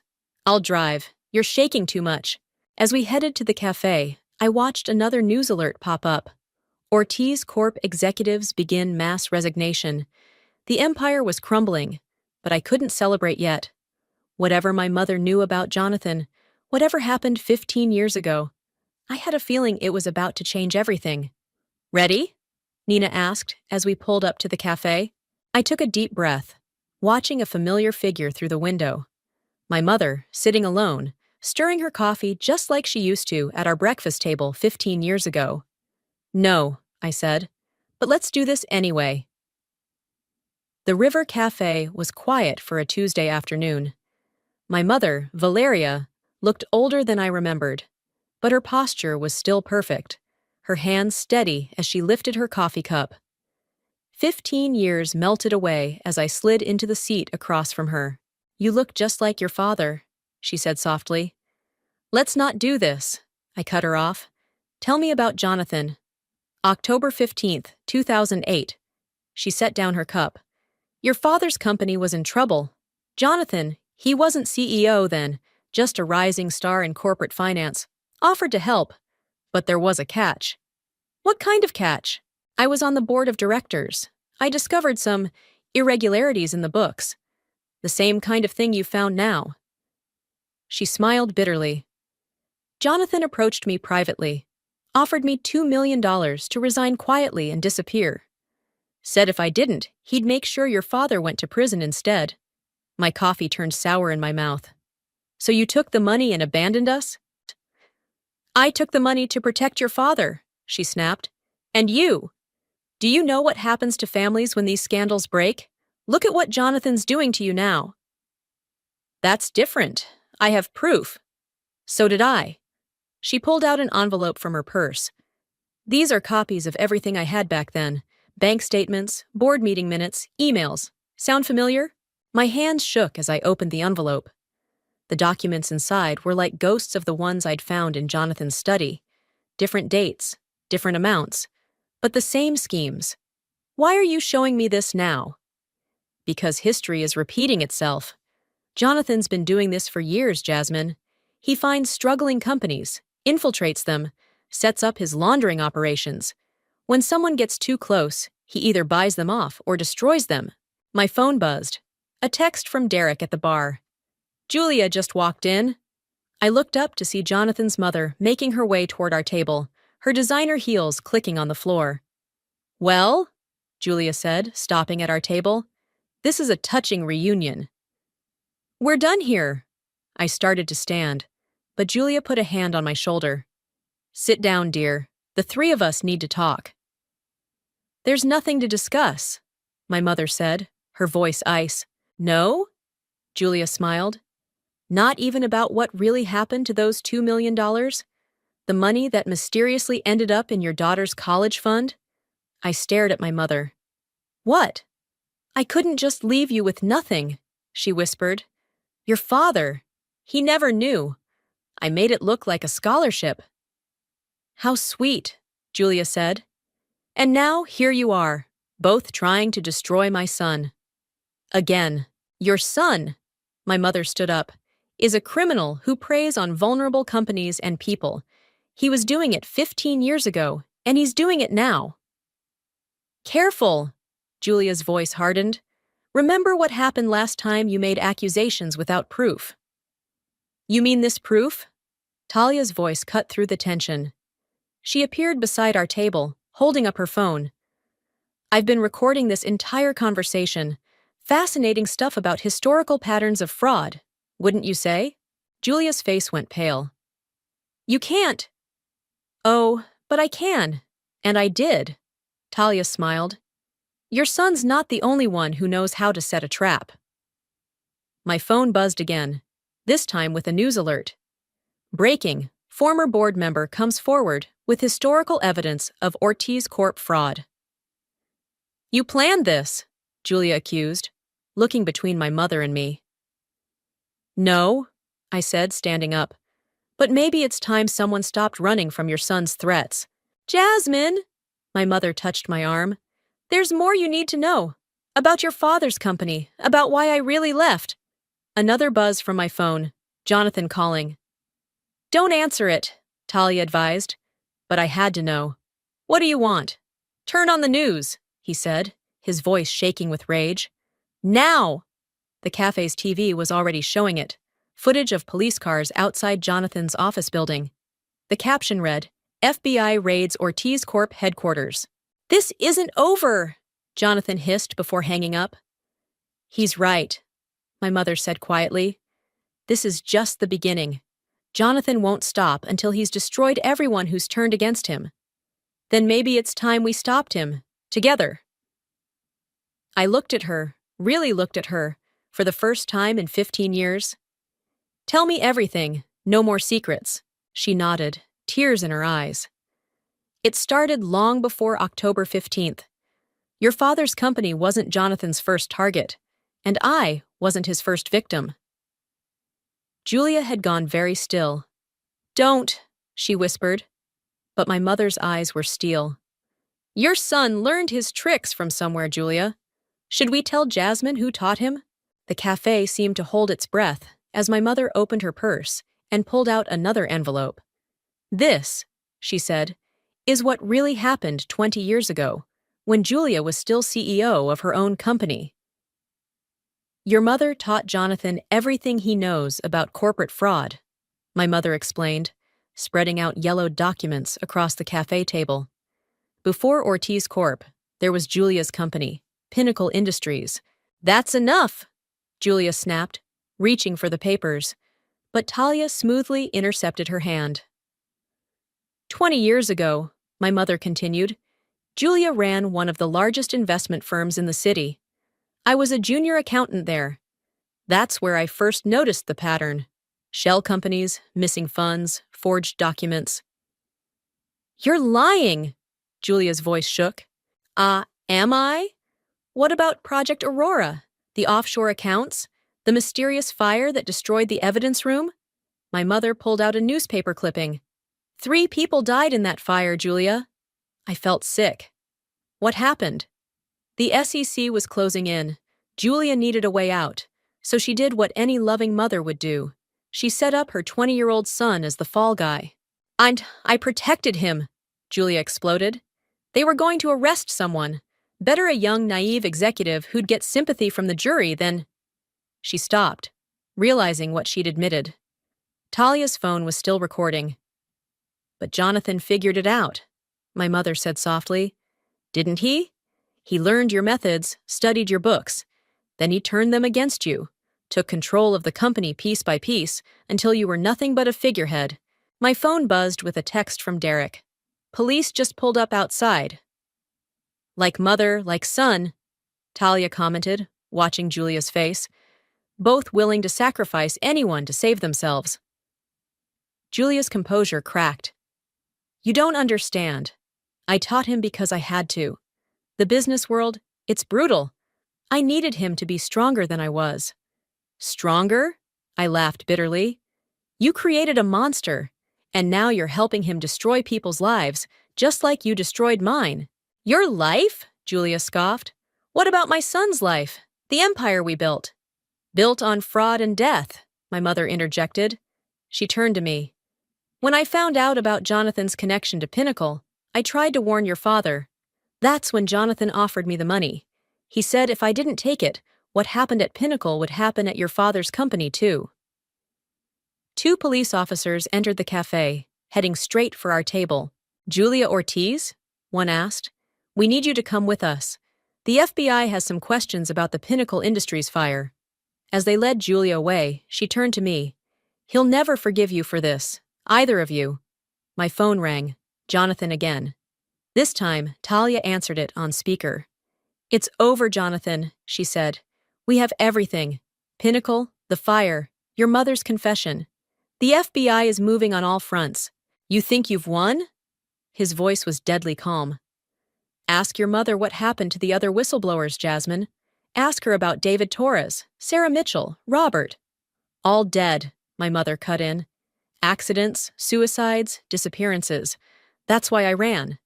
That's why I stayed away, to keep you safe. Smart woman, Jonathan sneered. Pity her daughter isn't as wise. Check your email, darling. My phone dinged. The email contained a single video file. Security footage from my father's old office, dated October 15, 2008. In it, my mother handed something to Jonathan, then accepted an envelope. The smoking gun, Jonathan said. Proof your mother didn't just take a bribe. She actively helped me set up the fraud at your father's company. How do you think I got all those account numbers? All those signatures? I looked at my mother. She wouldn't meet my eyes. Is it true? I whispered. I had no choice, she said. He had proof I helped Julia at Pinnacle. He would have exposed everything. One big happy family of fraudsters, Jonathan laughed. Face it, Jasmine. You're the only clean one in this mess. Walk away now, or I release this to the press. Your mother goes to prison, your father's reputation is destroyed, And what? I cut in.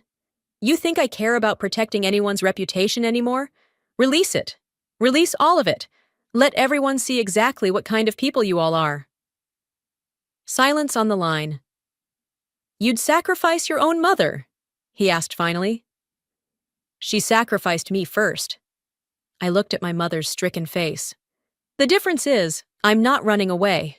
I'm standing here, watching your whole house of cards fall. Then burn with it, he snarled and hung up. Talia was already on her phone. Get me the FBI agent in charge. We need protection details now. Jonathan's just made threats against my client. My mother reached for my hand. Jasmine, please, let me explain. I pulled away. Save it for your testimony. You're going to tell the FBI everything, every detail, every scheme, every death. No more running. And then? She asked quietly. And then? I looked at the cafe's TV, still showing the raid at Jonathan's office. Then we finish what we started. Together or not, Jonathan's going down, and this time, no one's taking a payoff to stay quiet. The safe house felt like a prison, even if it was a luxury apartment. 3 days had passed since the FBI moved us here, and Jonathan's threats were proving very real.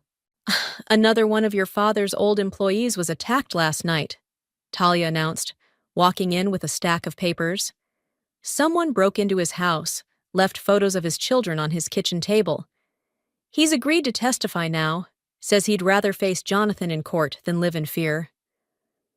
How many does that make? I asked, looking up from my laptop where I'd been reviewing old company records. 7 witnesses in 4 days, Derek answered, from his spot by the window. He'd refused to leave my side since everything went down. Jonathan's getting desperate. My mother sat in the corner, going through more old documents. She'd been cooperating fully with the FBI, though things between us remained tense. I found something, she said suddenly, about the Pinnacle fire. There was an insurance payout, $50 million, but according to these records, only $30 million was reported. Talia leaned over her shoulder. Where did the other $20 million go? That's the interesting part. My mother pulled up a bank statement. It was divided into 3 accounts, one for Julia, one for Jonathan, and one for... A knock at the door cut her off. The FBI agent assigned to us, Agent Sarah, entered with a grim expression. We have a situation, she said. Jonathan's been spotted boarding a private jet. You let him leave the country?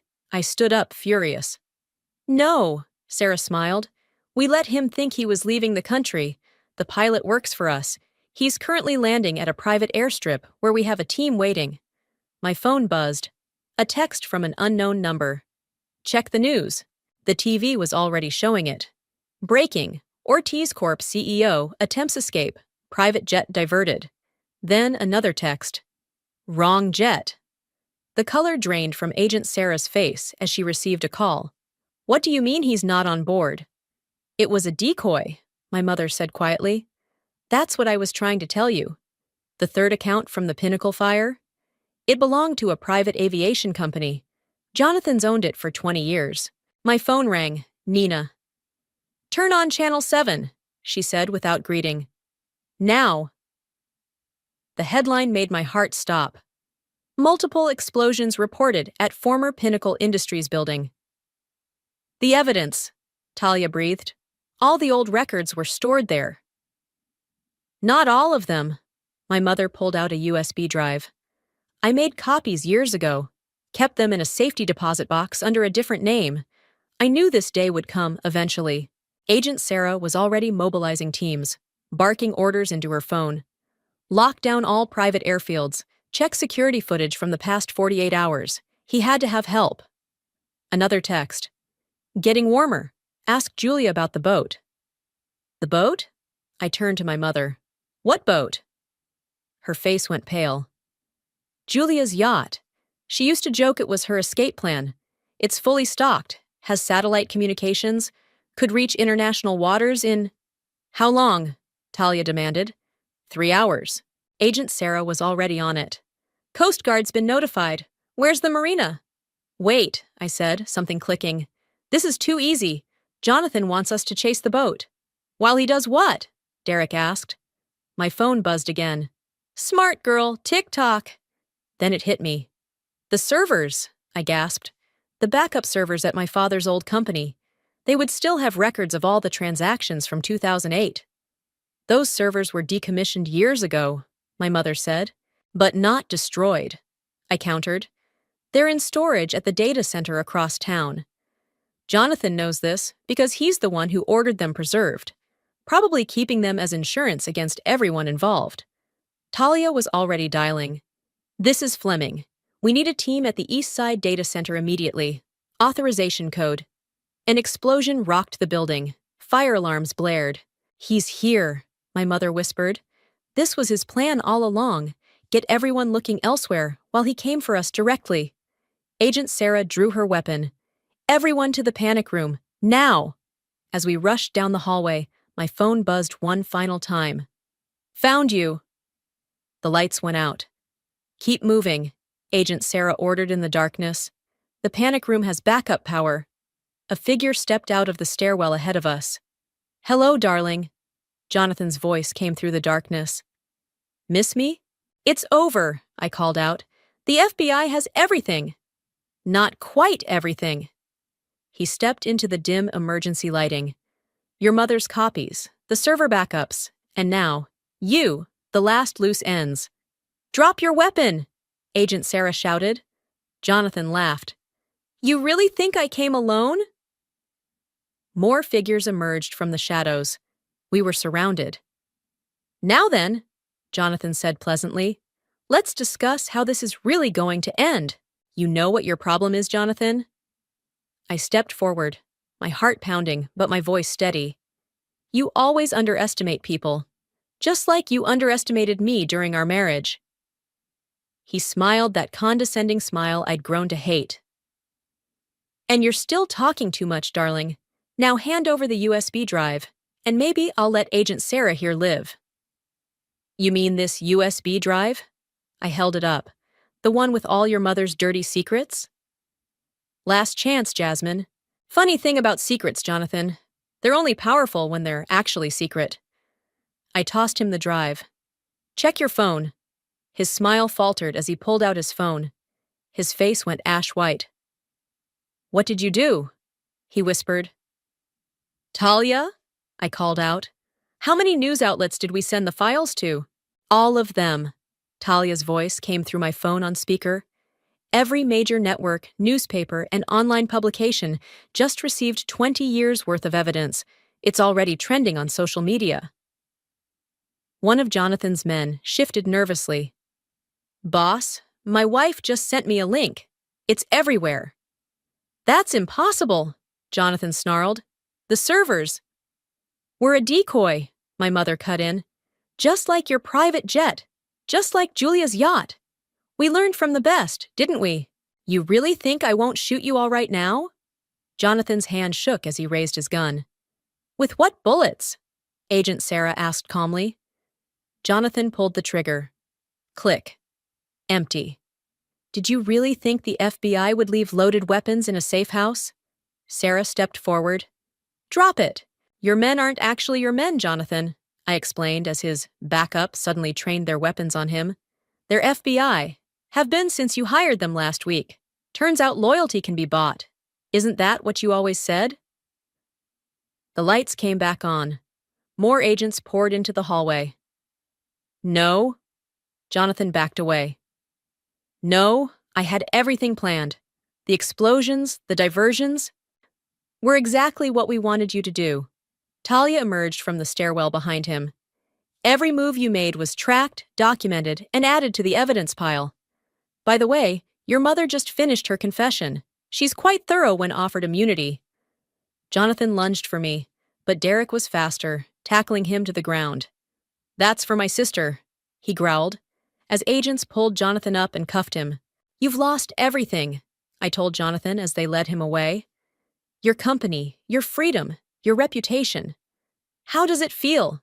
He spat at my feet. You think this is over? I still have accounts you'll never find. Contacts who owe me favors. This isn't over until... Until what? A new voice joined us. Julia stepped into the hallway, flanked by more agents. Until you run to your hidden accounts? The ones I helped the FBI freeze this morning? Or maybe your contacts? The ones who've been turning themselves in all day to make deals? Mother? Jonathan's voice cracked. What have you done? What I should have done 20 years ago. Stopped you. She wouldn't look at him. I created this monster. Now I'm helping end it. Take him. Agent Sarah ordered. As they led Jonathan away, he called back one last time. "You'll regret this, Jasmine. All of you." "No," I said quietly. "The only thing I regret is not doing this sooner." My phone buzzed with news alerts. Ortiz Corp CEO arrested in dramatic raid. 20 years of corporate fraud exposed. Multiple executives turn state's evidence. Stock market reacts to massive financial scandal. "It's really over?" Derek asked, putting an arm around my shoulders. "Almost," Talia said. "We still have to track down every account, every transaction. It could take years to unravel everything." My mother touched my arm hesitantly. "Jasmine, I know I can never make up for—" "You're right, you can't," I cut her off. "But helping bring him down, it's a start." Agent Sarah cleared her throat. "Ms. Campbell, we'll need you to come down to the office. There's something else you should see." "What is it?" "We found records of other companies, other families Jonathan targeted over the years. People who lost everything, just like you almost did. They're all being notified, but—" She paused. "They're asking to meet you. You've become something of a hero to them." I thought about all the people Jonathan had hurt, all the lives he destroyed. "Set up the meeting. It's time these stories were heard." As we walked out of the safe house, past the evidence teams and news vans, I felt lighter than I had in years. Jonathan had tried to break me, to silence me, to make me disappear like all his other victims. Instead, he'd made me stronger. And now, standing in the morning sun with the truth finally exposed, I knew this wasn't just an ending. It was a beginning.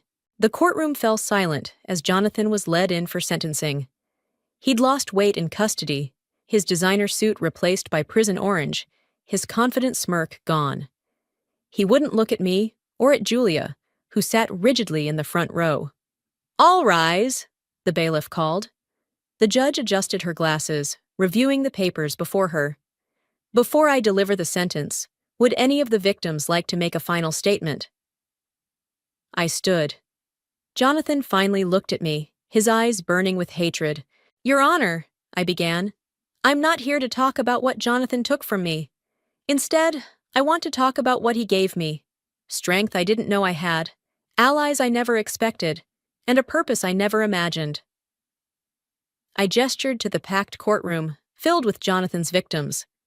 Every person here has a story of loss, of betrayal, of having their lives shattered. But look at us now. We're not victims anymore. We're survivors. The judge nodded. "Mr. Ortiz, please rise for sentencing." Jonathan stood, his chains rattling. "For 37 counts of fraud, money laundering, conspiracy, and attempted murder, I sentence you to 40 years in federal prison. Additionally, all assets connected to your criminal enterprise will be seized and used to establish a restitution fund for your victims." The gavel struck. Jonathan's empire, built on lies and betrayal, ended with a single wooden crack. As they led him out, he tried one last time. "Jasmine!" "Goodbye, Jonathan," I cut him off. "Enjoy prison." Outside the courthouse, cameras flashed as Talia addressed the media. "Today's sentence marks the beginning of justice, not the end. The Victim Restitution Fund will help rebuild lives destroyed by corporate fraud. But more importantly, we're establishing the Truth in Business initiative." I stepped up to the microphone. "This initiative will provide resources and protection for whistleblowers, ensuring that no one has to choose between doing what's right and protecting their family. My mother will serve as our first advisory board member, using her experience to help others come forward." My mother squeezed my hand, tears in her eyes. We weren't fully healed, but we were getting there. Nina rushed up with her phone. "You need to see this. The stock market's responding to the sentence. 3 major corporations just announced independent audits. They're calling it the Ortiz effect. Companies scrambling to prove they're clean before their own whistleblowers come forward." "Good," Talia smiled. "Let them scramble." Julia approached us slowly. "Jasmine, I owe you an apology. What I did to Jonathan, teaching him to be ruthless. I thought I was preparing him for success. Instead, I created a monster." "You did," I agreed, "but you also helped stop him. That counts for something." My phone buzzed. A message from Derek. Dad's watching the news coverage. He wants to talk. Another piece of my fractured family, slowly finding its way back. Ms. Campbell! A young woman pushed through the crowd. I'm Lisa. Your story inspired me to expose fraud at my company. Would you help me? Like you helped the others? I looked at Talia, who nodded. That's exactly why we created the initiative. Come to our office tomorrow. As the crowd dispersed, I stood on the courthouse steps with my unlikely team, my once estranged mother, my brilliant lawyer, my loyal friend Nina, my supportive brother, and even Julia, all of us changed by the fight for justice. So, Nina nudged me. What now? Planning to relax, finally? I laughed. Actually, I've been thinking. All those offshore accounts we uncovered? That money shouldn't just go to restitution. We should use it to fund more investigations, support more whistleblowers, turn Jonathan's weapon against other corporate criminals, Talia mused. I like it. Me too, my mother added, and I know exactly where to start looking. I took one last look at the courthouse where Jonathan's reign of corruption had ended. He'd tried to destroy me, but instead, he'd given me something unexpected. A mission. You know what the best revenge is? I asked, watching more news vans arrive. It's not just exposing the truth. It's making sure the truth keeps coming out again and again until there's nowhere left for people like Jonathan to hide. To justice! Nina raised her coffee cup in a mock toast. To justice! We echoed, standing together in the morning sun, ready to take on whatever came next. Behind us, the courthouse doors opened again as another corporate criminal was led in for trial. I smiled. There was work to be done, and this time, I wasn't fighting alone. The day I chose Alex was the day my mother told me I was dead to her. I remember standing in our family kitchen, the smell of her famous paella filling the air, when I dropped the bomb that would change everything. Mama, I've made my decision. I'm adopting. The wooden spoon she'd been stirring with clattered against the stovetop. Sophia, you can't be serious. Our blood, our heritage, it means everything. How could you even consider raising someone else's child? I'm Sophia Rodriguez, and that moment marked the beginning of my real life, even though it felt like everything was ending. I was 32, single, and had just been approved as an adoptive parent after a year-long process that tested every ounce of my patience and determination. Blood isn't everything, Mama, I said, my voice steadier than I felt. There are children who need homes, need love. I can provide that. You're choosing to end our bloodline? She turned to face me, her eyes blazing. What about your father's legacy? What about everything we've sacrificed to give you the life you have? The kitchen suddenly felt smaller, more suffocating. Through the archway, I could see my sister Jasmine hovering uncertainly, her expression torn between sympathy and judgment. Jazz, I called out to her. You understand, right? She took a step back, shaking her head. I can't, Sophia. Mama's right. It's not natural. The betrayal stung worse than my mother's reaction. Jasmine had always been my ally, my confidant, but blood ties, it seemed, ran deeper than sisterhood. My father walked in then, his presence filling the doorway. What's all this commotion about? Your daughter, my mother spat, is throwing away everything we've built. She wants to adopt, to bring a stranger's child into our family. I watched his face, hoping to see understanding, but found only disappointment. He didn't say a word. He never did when it mattered, just turned and walked away. 3 months later, I stood in a different room, my heart pounding as a social worker led in a small boy with curious eyes and unruly dark hair. He was 7, quiet but not shy, and when he smiled, something in my chest clicked into place. Hi, he said, extending his hand formally. I'm Alex. I knelt to his level, taking his small hand in mine. I'm Sophia. Would you like to see some pictures I brought? He nodded eagerly, and we spent the next hour looking through photos of my apartment, the park nearby, and the piano I'd inherited from my grandmother.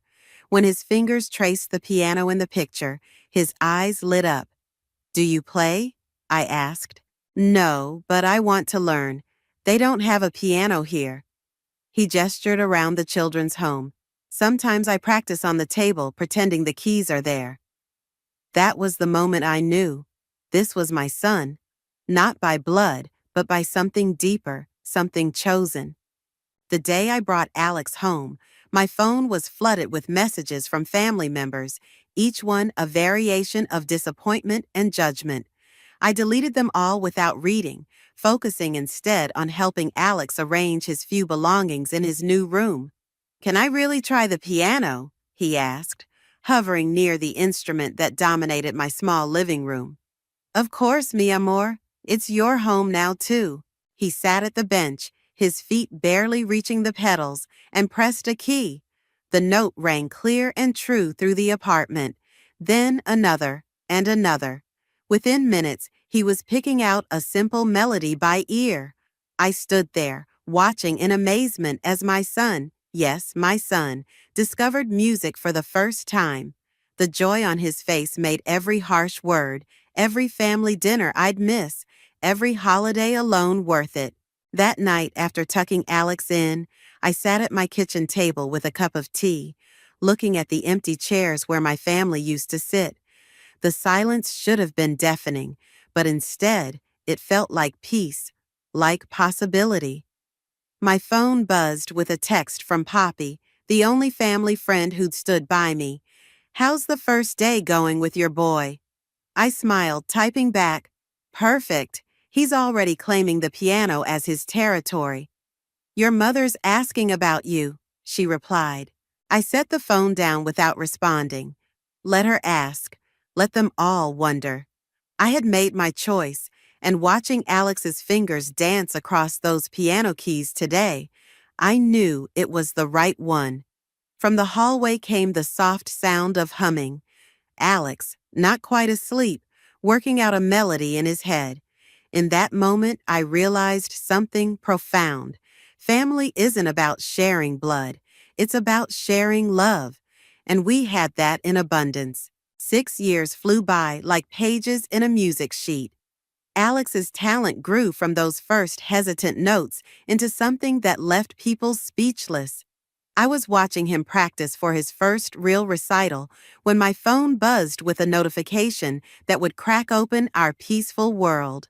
"Mom, listen to this part," Alex called out, his fingers flying over the keys. At 13, he'd already surpassed what most adults could do with a lifetime of practice. The melody he created wasn't just music, it was pure emotion translated into sound. "Beautiful, mi amor," I said, then glanced at my phone. My heart stopped. There was a link to a local news article. "Teen piano prodigy takes city by storm." Alex's photo smiled up at me from the screen. "Mrs. Harrison wants me to play at the City Arts Festival next month," Alex said, still playing. "She says there'll be talent scouts there." Before I could respond, my phone started ringing. Poppy's name flashed on the screen. "Sophia, have you seen it?" Her voice was urgent. "The article's going viral in the family group chat." My stomach clenched. "How bad is it?" "Your mother's already asking for Alex's schedule.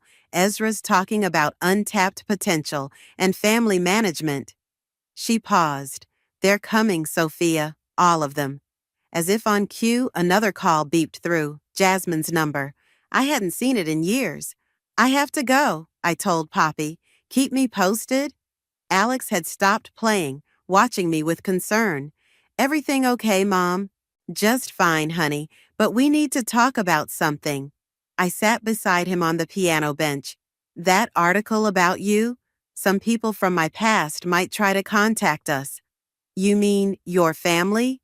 His fingers traced the keys without pressing them. "The ones in the photos you keep in the box under your bed?" I startled. "How did you—" "I found them last year when looking for my birth certificate." He met my eyes. Why don't we ever see them? Before I could answer, the doorbell rang.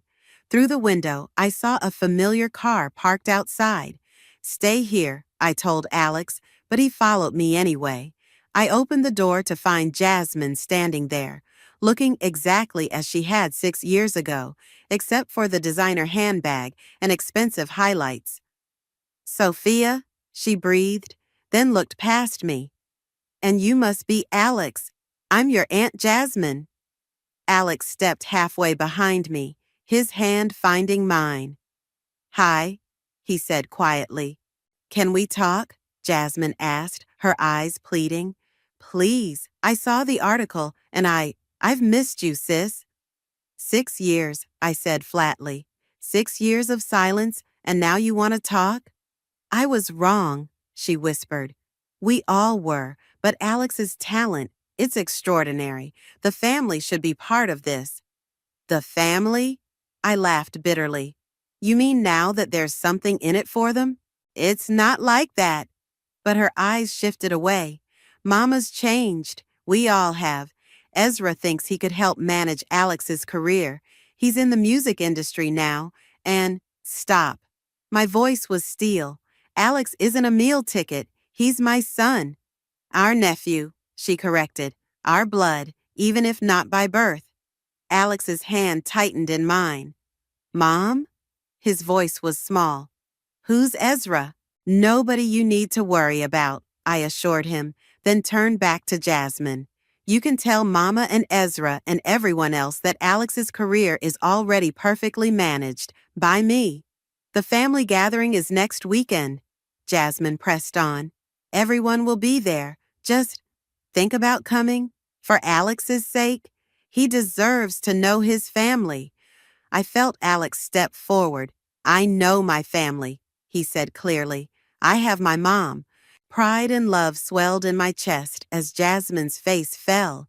She reached into her bag and pulled out an envelope. Just take this. It's an invitation. Think about it. She placed it on the welcome mat when I didn't take it. We've all made mistakes, Sophia. Maybe it's time to heal them. After she left, I picked up the envelope with trembling fingers. Alex wrapped his arms around my waist. We don't have to go, he said. No, we don't. I stroked his hair, thinking hard. But maybe we should. He pulled back, surprised. Really? A plan was forming in my mind. 6 years of hurt, of judgment, of self-righteous abandonment, all suddenly crystallizing into purpose. Really, I said, sometimes, mi amor, people need to face the consequences of their choices, even family. Like a lesson? He grinned, understanding dawning in his eyes. Exactly like a lesson. I tucked the invitation into my pocket. Now, how about you play that new piece again? We want it to be perfect for the family gathering, don't we? Alex returned to the piano, but this time his music had an edge to it, something sharp, and knowing that matched the glint in my eye. The time for reconciliation had passed. Now it was time for reckoning. The week before the family gathering, memories ambushed me at every turn. I was sorting through Alex's sheet music when my phone lit up with an unfamiliar number. Sophia? The voice was older, hesitant. It's your father. The papers scattered across the floor. 6 years of silence. And now this. What do you want? My voice came out sharper than intended. I saw you accepted the invitation. He cleared his throat. I wanted to warn you about your mother's plans. I sat down hard on the couch. Warn me? She's invited the Camerons. Their daughter runs that prestigious music academy downtown. He paused. And Ezra's brought in some industry contacts. They're trying to take control of Alex's future, I said flatly. It wasn't a question. Your mother, she sees it as correcting a mistake, making things right. He sighed. She thinks if she can guide Alex's career, it'll make up for everything. Make up for disowning me, For missing 6 years of his life? I laughed bitterly. That's rich. Sophia. No, Papa. You don't get to play concerned father now. Where were you when I needed you? When Alex asked why he didn't have a grandfather at his school events? The silence stretched between us like an old wound. I was wrong, he finally said. We all were. But your mother still controls you, I finished. Some things never change. A knock at my door interrupted us. Through the peephole, I saw Poppy standing there, looking worried. I have to go, I told my father. Thanks for the warning. I'll put it to good use. I let Poppy in, her arms full of grocery bags. Stress baking, she explained, heading straight for my kitchen. I brought supplies. It's starting already, I said, following her. The manipulation, the schemes. I know. She began unpacking flour and sugar. Jasmine called me. They're planning some big showcase of Alex's talent at the gathering. Already invited half the music industry in the city. My hands clenched around a mixing bowl. Without asking me, without asking Alex. What are you going to do? Before I could answer, Alex burst through the front door, his face flushed with excitement. Mom, Mrs. Harrison gave me a new piece to learn. She says it's perfect for... He stopped, seeing our expressions. What's wrong? Poppy busied herself with measuring ingredients while I sat Alex down at the kitchen counter. Remember how I told you about your grandparents? About why we don't see them? He nodded slowly. Because they were mad you adopted me instead of having your own kid.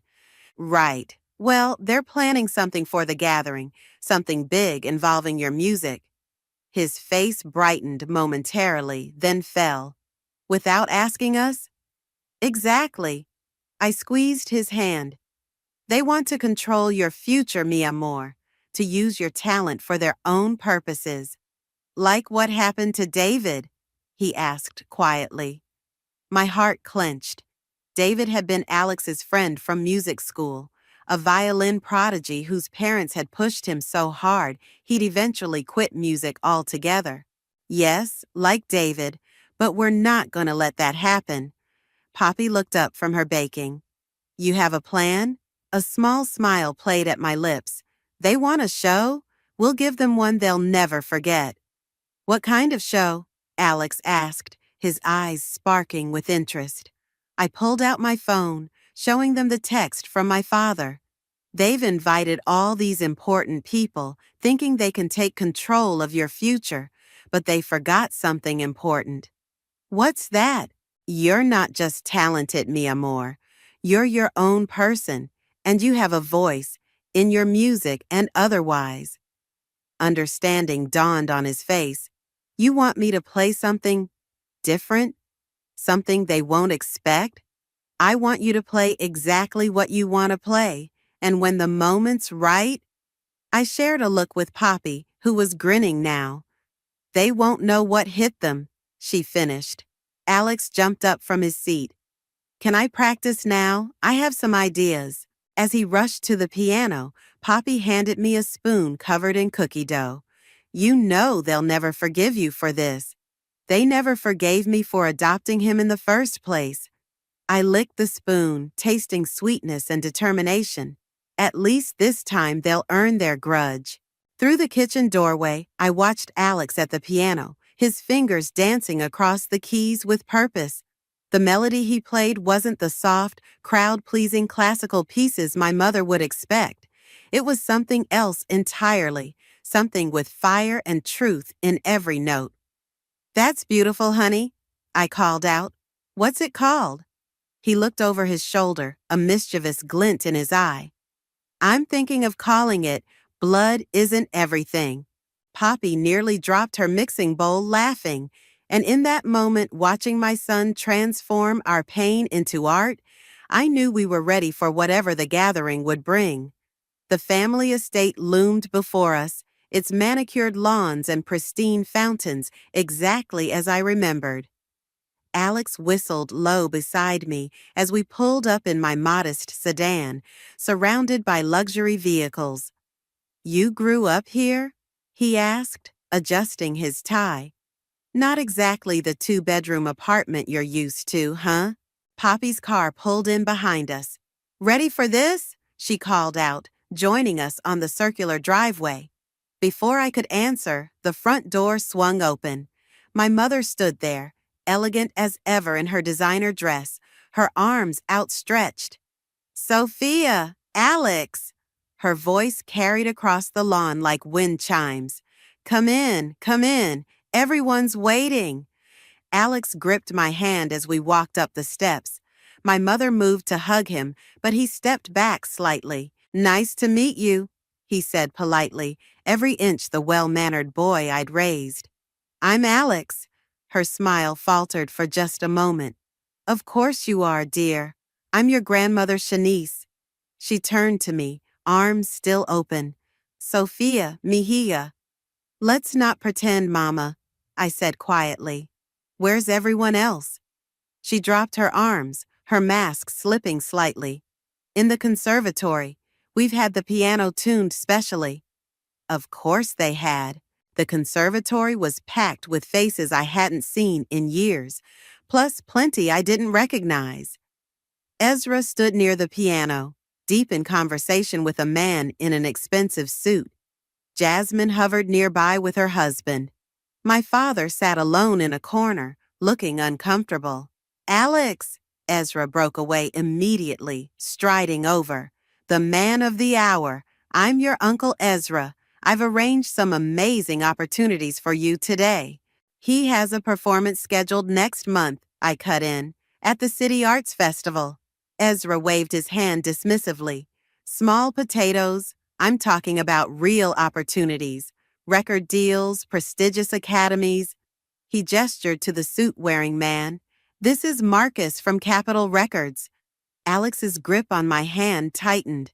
I like my current schedule, he said firmly, and my current teacher. But surely, Ezra started, but was interrupted by my mother clinking a glass. Everyone, please welcome our talented nephew, Alex.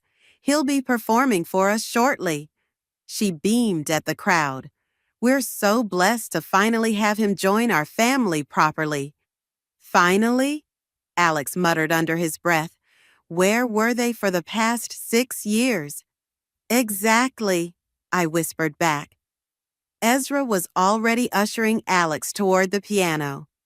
I've selected some pieces that will really showcase your classical training. Nothing too modern. We want to impress the right people. Actually, Alex said, his voice carrying clearly across the room, I've prepared my own piece. A murmur went through the crowd. My mother's smile became fixed. But dear, we've already printed programs, she said. Perhaps next time you can... It's an original composition, Alex continued, sitting at the piano. I wrote it especially for today. I caught Poppy's eye across the room. She gave me a subtle thumbs up. An original piece?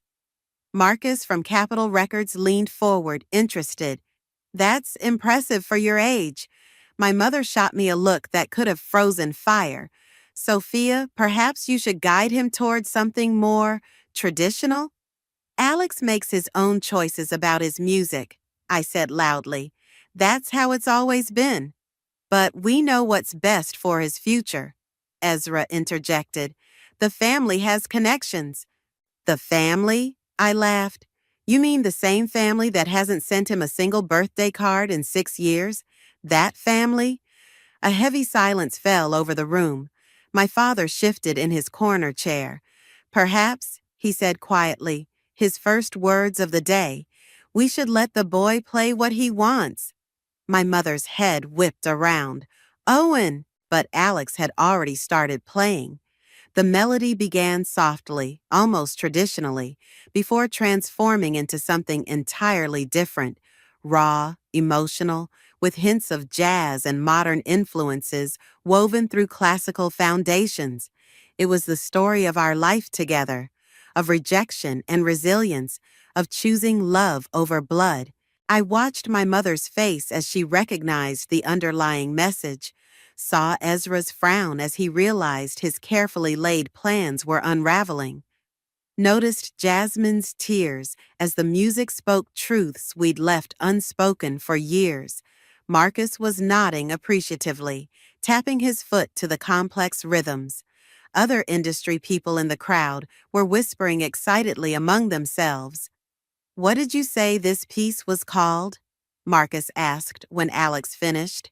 Alex stood from the piano, straight and proud. "Blood isn't everything," he announced clearly. "I wrote it for my mom, the only family I needed." The silence that followed was deafening. My mother's perfect gathering was derailing spectacularly, and we weren't even at the main event yet. "Well," Poppy said brightly into the tension, "who's ready for dinner?" The dining room crackled with tension as servants placed elaborate dishes before us. Alex sat between me and Poppy, while my mother held court at the head of the table, her smile growing more strained by the minute. "That was quite a unique performance," she said, cutting into her meat with precise movements, though perhaps not quite what our guests expected. Marcus from Capitol Records leaned forward. "Actually, I found it fascinating. The blend of classical structure with modern elements shows remarkable sophistication for someone so young." "Yes, well," Ezra cut in smoothly, "with proper guidance, we could channel that raw talent into something more marketable. I've already spoken with several prestigious academies." Without consulting me, I interrupted, setting down my fork. "His legal guardian, Sophia." My mother's voice carried that familiar warning tone. "We're simply trying to help. You can't possibly understand the complexities of the music industry." "Like you didn't understand my decision to adopt?" Silverware clinked against china as conversations around the table hushed. "I have some contracts drawn up," Ezra pressed on, pulling papers from his jacket. "Simple management agreements, nothing binding, just—" "Actually," Alex spoke up, his voice clear and steady, "I already have management, my mom." Jasmine, sitting across from us, winced. "Sweetie, your mom's amazing, but this industry requires connections, experience." "Experience?" I laughed. "Like abandoning family? You're all experts at that." "Now, Sophia," my mother's voice sharpened, "that's hardly fair. We're trying to make amends." "Are you?" I pulled out my phone, scrolling through messages. "Is that why you've been calling every music school in the city, claiming to be Alex's grandmother and legal guardian?" Gasps echoed around the table. My mother's face paled. "Or why Ezra's been approaching venues, promising Alex's performances without our knowledge," I continued, laying my phone on the table. "I have the emails." "You've been monitoring us?" Ezra sputtered. "No, they've been warning me. Turns out, people in the music industry don't appreciate being manipulated. They've been forwarding me everything." Marcus raised an eyebrow, looking at Ezra with new interest. "We were trying to help," my mother insisted, "to give him opportunities. Like the opportunities you gave me?"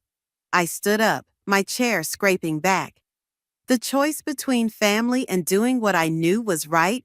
"Mom," Alex touched my arm, then turned to address the table. "I love music, but I love it because my mom let me find it on my own. She never pushed, never demanded, never tried to control it." "But your talent," Ezra started, "is mine," Alex finished firmly. "Not yours to manage or sell or control." My father cleared his throat. "The boy's right." "Owen, please," my mother hissed, but he continued. "We lost 6 years," he said, looking directly at me for the first time.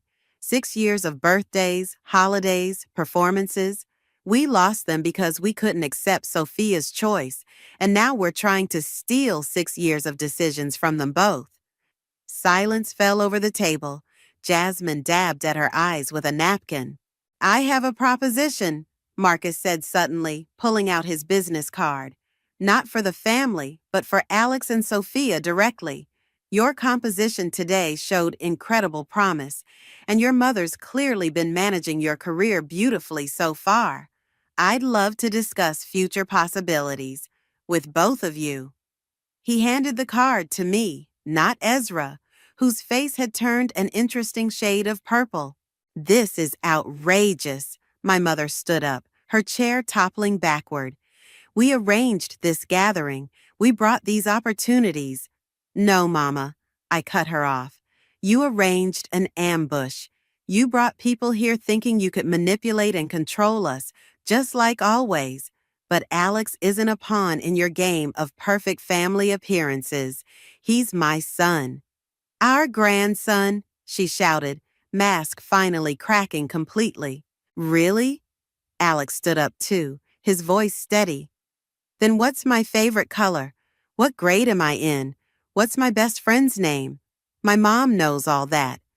Where were you? The questions hung in the air like suspended notes. I think, Poppy said, standing and placing a hand on Alex's shoulder. It's time for us to go. But dessert hasn't been served, my mother protested weakly. I think we've had our fill, I replied, taking Alex's hand. Come on, mi amor. We have a practice session scheduled for tomorrow morning. As we walked toward the door, my father called out, Sophia? I turned. I'm sorry, he said simply, for everything. I nodded once, then led Alex out into the evening air, leaving behind the heavy silence of shattered pretenses and exposed truths. The night wasn't over yet. There was still one more act to come in this family drama, and I had saved the best for last. We hadn't made it halfway down the driveway when the front door burst open behind us. You can't just leave, Ezra shouted, jogging to catch up. Do you have any idea what you're throwing away? I turned slowly, feeling the weight of the USB drive in my pocket. No, Ezra. Do you have any idea what you're about to lose? He stopped short, confusion crossing his face. Behind him, others spilled out onto the front steps. My mother, Jasmine, several industry contacts. Perfect. What are you talking about? Ezra demanded. I pulled out the drive. Funny thing about being a protective mother. You learn to do your research, to keep records. I tossed it to Marcus, who caught it reflexively. You might find that interesting. What is this? Marcus asked, turning the drive over in his hands.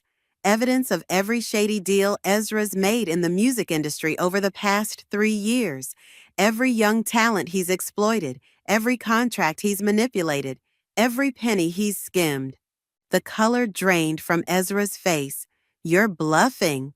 Remember Tommy Martinez, the teenage guitarist you managed last year? His parents were very helpful when I reached out. So were the parents of those twin pianists from last summer. You had no right. Ezra started forward, but my father's hand caught his shoulder. Enough, my father said firmly. Haven't you done enough damage? My mother rushed down the steps. Sophia, please. Whatever Ezra's done, he's still family. We can handle this privately. Like you handled my adoption privately? I shot back. By disowning me? By turning the entire family against me? That was different. No, it wasn't. Alex's voice rang out clear and strong. It was about control, just like this is. Jasmine stepped forward, tears in her eyes. We were wrong, Sophia, about everything. Please don't do this. Do what? Expose the truth? I laughed. That's rich coming from you, Jazz. Remember when you promised to stand by me? To be there for Alex? I was scared, she whispered, scared of being cut off like you were. And now you're scared of the consequences. Funny how that works. Marcus was scrolling through his phone, face growing darker by the minute. These allegations, if they're true? They are, I confirmed. Every single one, with documentation to prove it. You'll destroy his career, my mother pleaded, like you tried to control Alex's. Poppy spoke up from beside me. Karma's not fun, is it, Shanice? Ezra lunged forward suddenly, reaching for the drive, but Marcus stepped back smoothly. I think, Marcus said coldly, I'll be taking this to our legal department and canceling any pending contracts with your agency, Ezra. You can't, Ezra sputtered. I can and I will. The industry has no place for people who exploit young talent. He turned to Alex and me. My offer to work with you both still stands. Directly. No intermediaries. My mother sank onto the steps, her perfect gathering completely derailed. Why are you doing this to us? I'm not doing anything to you, I replied calmly. I'm protecting my son, something you never understood. By destroying your cousin's career? No, Alex stepped forward, by showing that actions have consequences. Isn't that what family's supposed to teach? Pride swelled in my chest as my son stood tall, speaking truth to the people who'd rejected him before they'd even known him. We could have been great together, Ezra said bitterly. Could have made millions. We already are great, Alex replied. Without you. My father walked down the steps slowly, stopping in front of us. You've grown into a remarkable woman, Sophia. And you, he turned to Alex, are an extraordinary young man. I hope someday you'll both give me a chance to know you properly. That depends, I said quietly. Are you finally ready to make your own choices, Papa? Or will you let Mama make them for you? He looked back at my mother, then at Ezra, then at the life he'd let others control for so long. Something shifted in his eyes. I think, he said slowly, it's time I learned from my daughter's example. My mother's gasp echoed across the driveway. Come on, I said softly, taking Alex's hand. Let's go home. As we walked to the car, the sound of arguing erupted behind us. Ezra's desperate explanations, my mother's accusations, Jasmine's sobs. But none of it touched us anymore. We had our own music to make. Mom? Alex asked as we pulled away. Are we really never coming back? I watched the mansion shrink in the rearview mirror. Never say never, mi amor. But if we do, it'll be on our terms, not theirs. He smiled, already humming a new melody. I think I have an idea for my next composition. Yeah? What's this one called? Consequences. The aftermath hit faster than we expected. By Monday morning, my phone was buzzing with notifications about Ezra's sudden departure from the music industry. Local news outlets picked up the story, and by Tuesday, it was everywhere. Mom, Alex called from the living room. We're trending. I walked in to find him scrolling through his phone. What do you mean, trending? Look. He held up the screen, showing a viral video of his performance at the gathering. Someone had recorded it and posted it online with the caption, Teen Pianist Destroys Family Gathering with Epic Truth Bomb. 3 million views, Poppy whistled, looking over his shoulder. And the comments are wild. People love you too.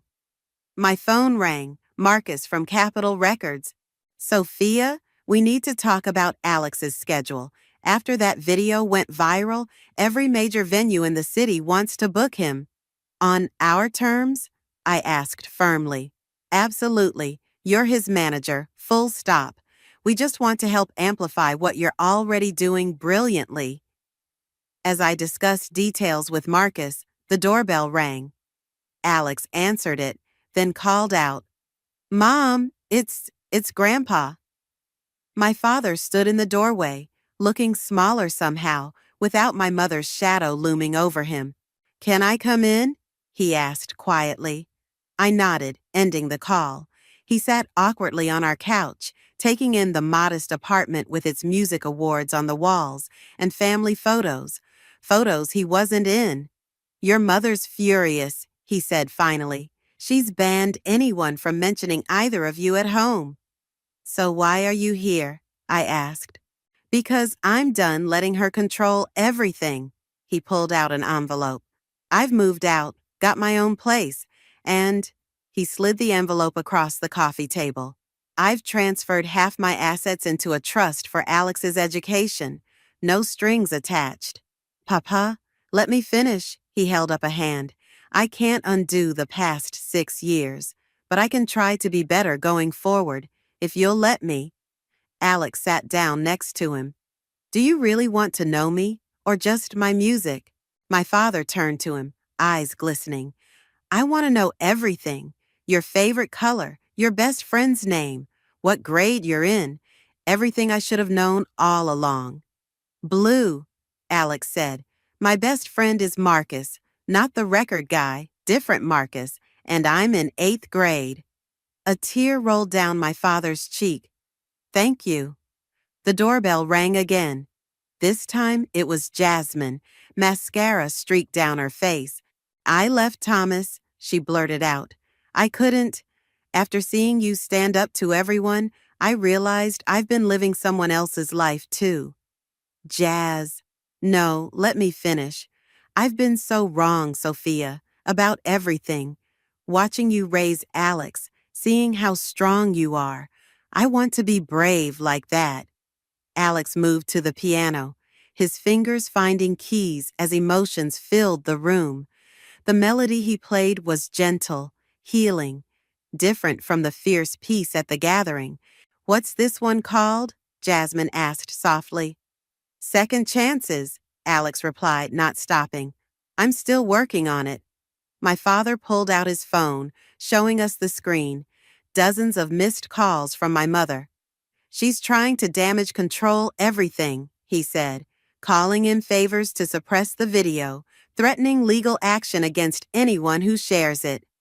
Let her, I said. The truth has a way of coming out. Ezra's left the country, Jasmine added. Apparently, there's an investigation into his business practices now. The melody from the piano swelled, filling our small living room with something that felt like hope. I can't promise everything will be perfect, my father said, but I'd like to try being a real grandfather and a real father. And I want to be a real sister, Jasmine added, if you'll have me. I looked at Alex, still playing. He nodded slightly, his music saying what words couldn't. Okay, I said finally, but we do this slowly, and everything stays transparent. No schemes, no manipulation, no control. Agreed, they said in unison. And Mom? Jasmine asked hesitantly.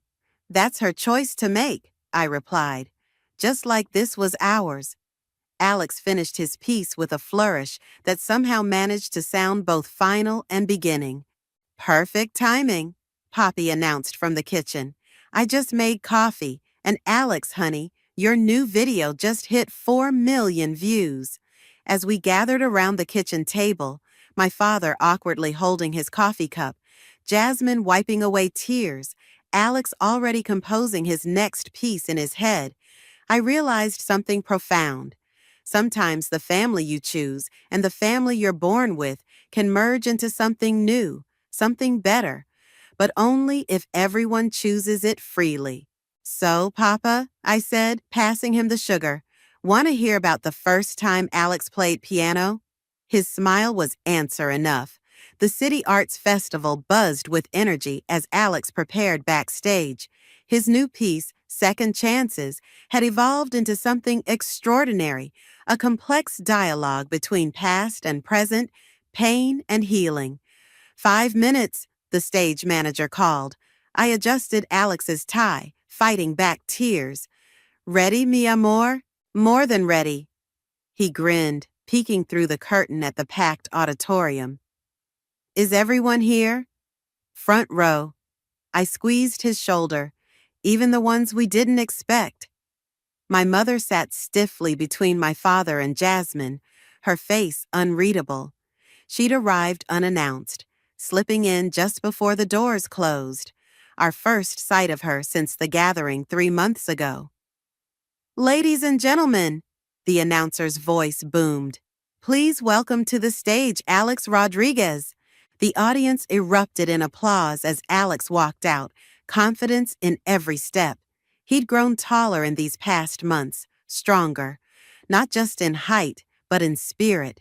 His fingers touched the keys, and magic filled the hall. The melody started softly, like a question, before building into something that made people lean forward in their seats. I watched my mother's face as the music washed over her, saw the moment her rigid posture began to crack. Halfway through the piece, Alex seamlessly transitioned into something new, notes I'd never heard him practice. The melody carried echoes of an old lullaby, one my mother used to sing to me and Jasmine. Her hand flew to her mouth. When the final note faded, the silence lasted precisely one heartbeat before the audience exploded. Alex stood, bowing, then gestured to the front row. "This piece," he spoke into the microphone, "is for my family, all of them, the ones who've been there from the start and the ones who are learning to be there now." My mother's shoulders shook. My father wrapped an arm around her as Alex continued. "My mom taught me that family isn't about blood or obligation. It's about choice. Every day we choose who we want to be, who we want to love, who we want to forgive." He looked directly at my mother. "Some choices take longer than others. That's okay. The music waits." The audience's applause was deafening as Alex left the stage. Backstage, he flew into my arms. "That ending," I whispered. "When did you—" "Last night," he admitted, "after Grandma called." I pulled back, startled. "She called you?" "Asked if she could come today. Said she's been listening to my videos online, every single one, over and over." He smiled. "Said she finally heard what she'd been missing." A throat cleared behind us. My mother stood there, looking smaller somehow, more human. "That lullaby," she said softly. "You remembered." "Mom taught me," Alex replied. "She taught me everything important." My mother nodded, tears streaming freely now. "Sophia," she turned to me, "I don't deserve—" "No," I cut her off. "You don't. But that's not how love works, is it?" "Can I—" she hesitated. "Can I try again? Not to control, not to fix, just to be here?" Alex looked at me, and I saw in his eyes the same strength that had led me to adopt him all those years ago. The strength to choose love, even when it's hard. "Coffee," I said finally. "We can start with coffee, once a week, just talking." "I'd like that," she whispered. Poppy appeared with a bouquet of flowers. "Sorry to interrupt, but there's a whole line of record executives out there waiting to meet Alex. And Marcus says the video of today's performance is already going viral." "Let them wait," Alex said, surprising us all. "Family comes first." My mother let out a sound between a laugh and a sob. "Speaking of family," my father joined us, holding up his phone. "Ezra just pleaded guilty, all of it. He's facing serious time." "Good," I said firmly. "Actions have consequences." "Yes," my mother agreed quietly. "They do, all actions." She looked at me meaningfully. "Including mine." Jasmine appeared with coffee cups for everyone. "I thought we could all use this. It's going to be a long night of celebrations." As we stood there backstage, sipping coffee and watching Alex show my mother videos of his previous performances on his phone, I realized something. Revenge hadn't brought us here. Truth had. The truth in Alex's music, in our choices, in the consequences we faced and dealt out. "Mom," Alex called out, "can we play that duet we've been practicing? For everyone?" I set down my coffee cup and joined him at the piano. As our fingers found their places on the keys, I saw my mother lean forward, really listening for the first time. Sometimes the sweetest victory isn't in making others hurt, but in showing them what they missed and giving them a chance to hear it now. We began to play.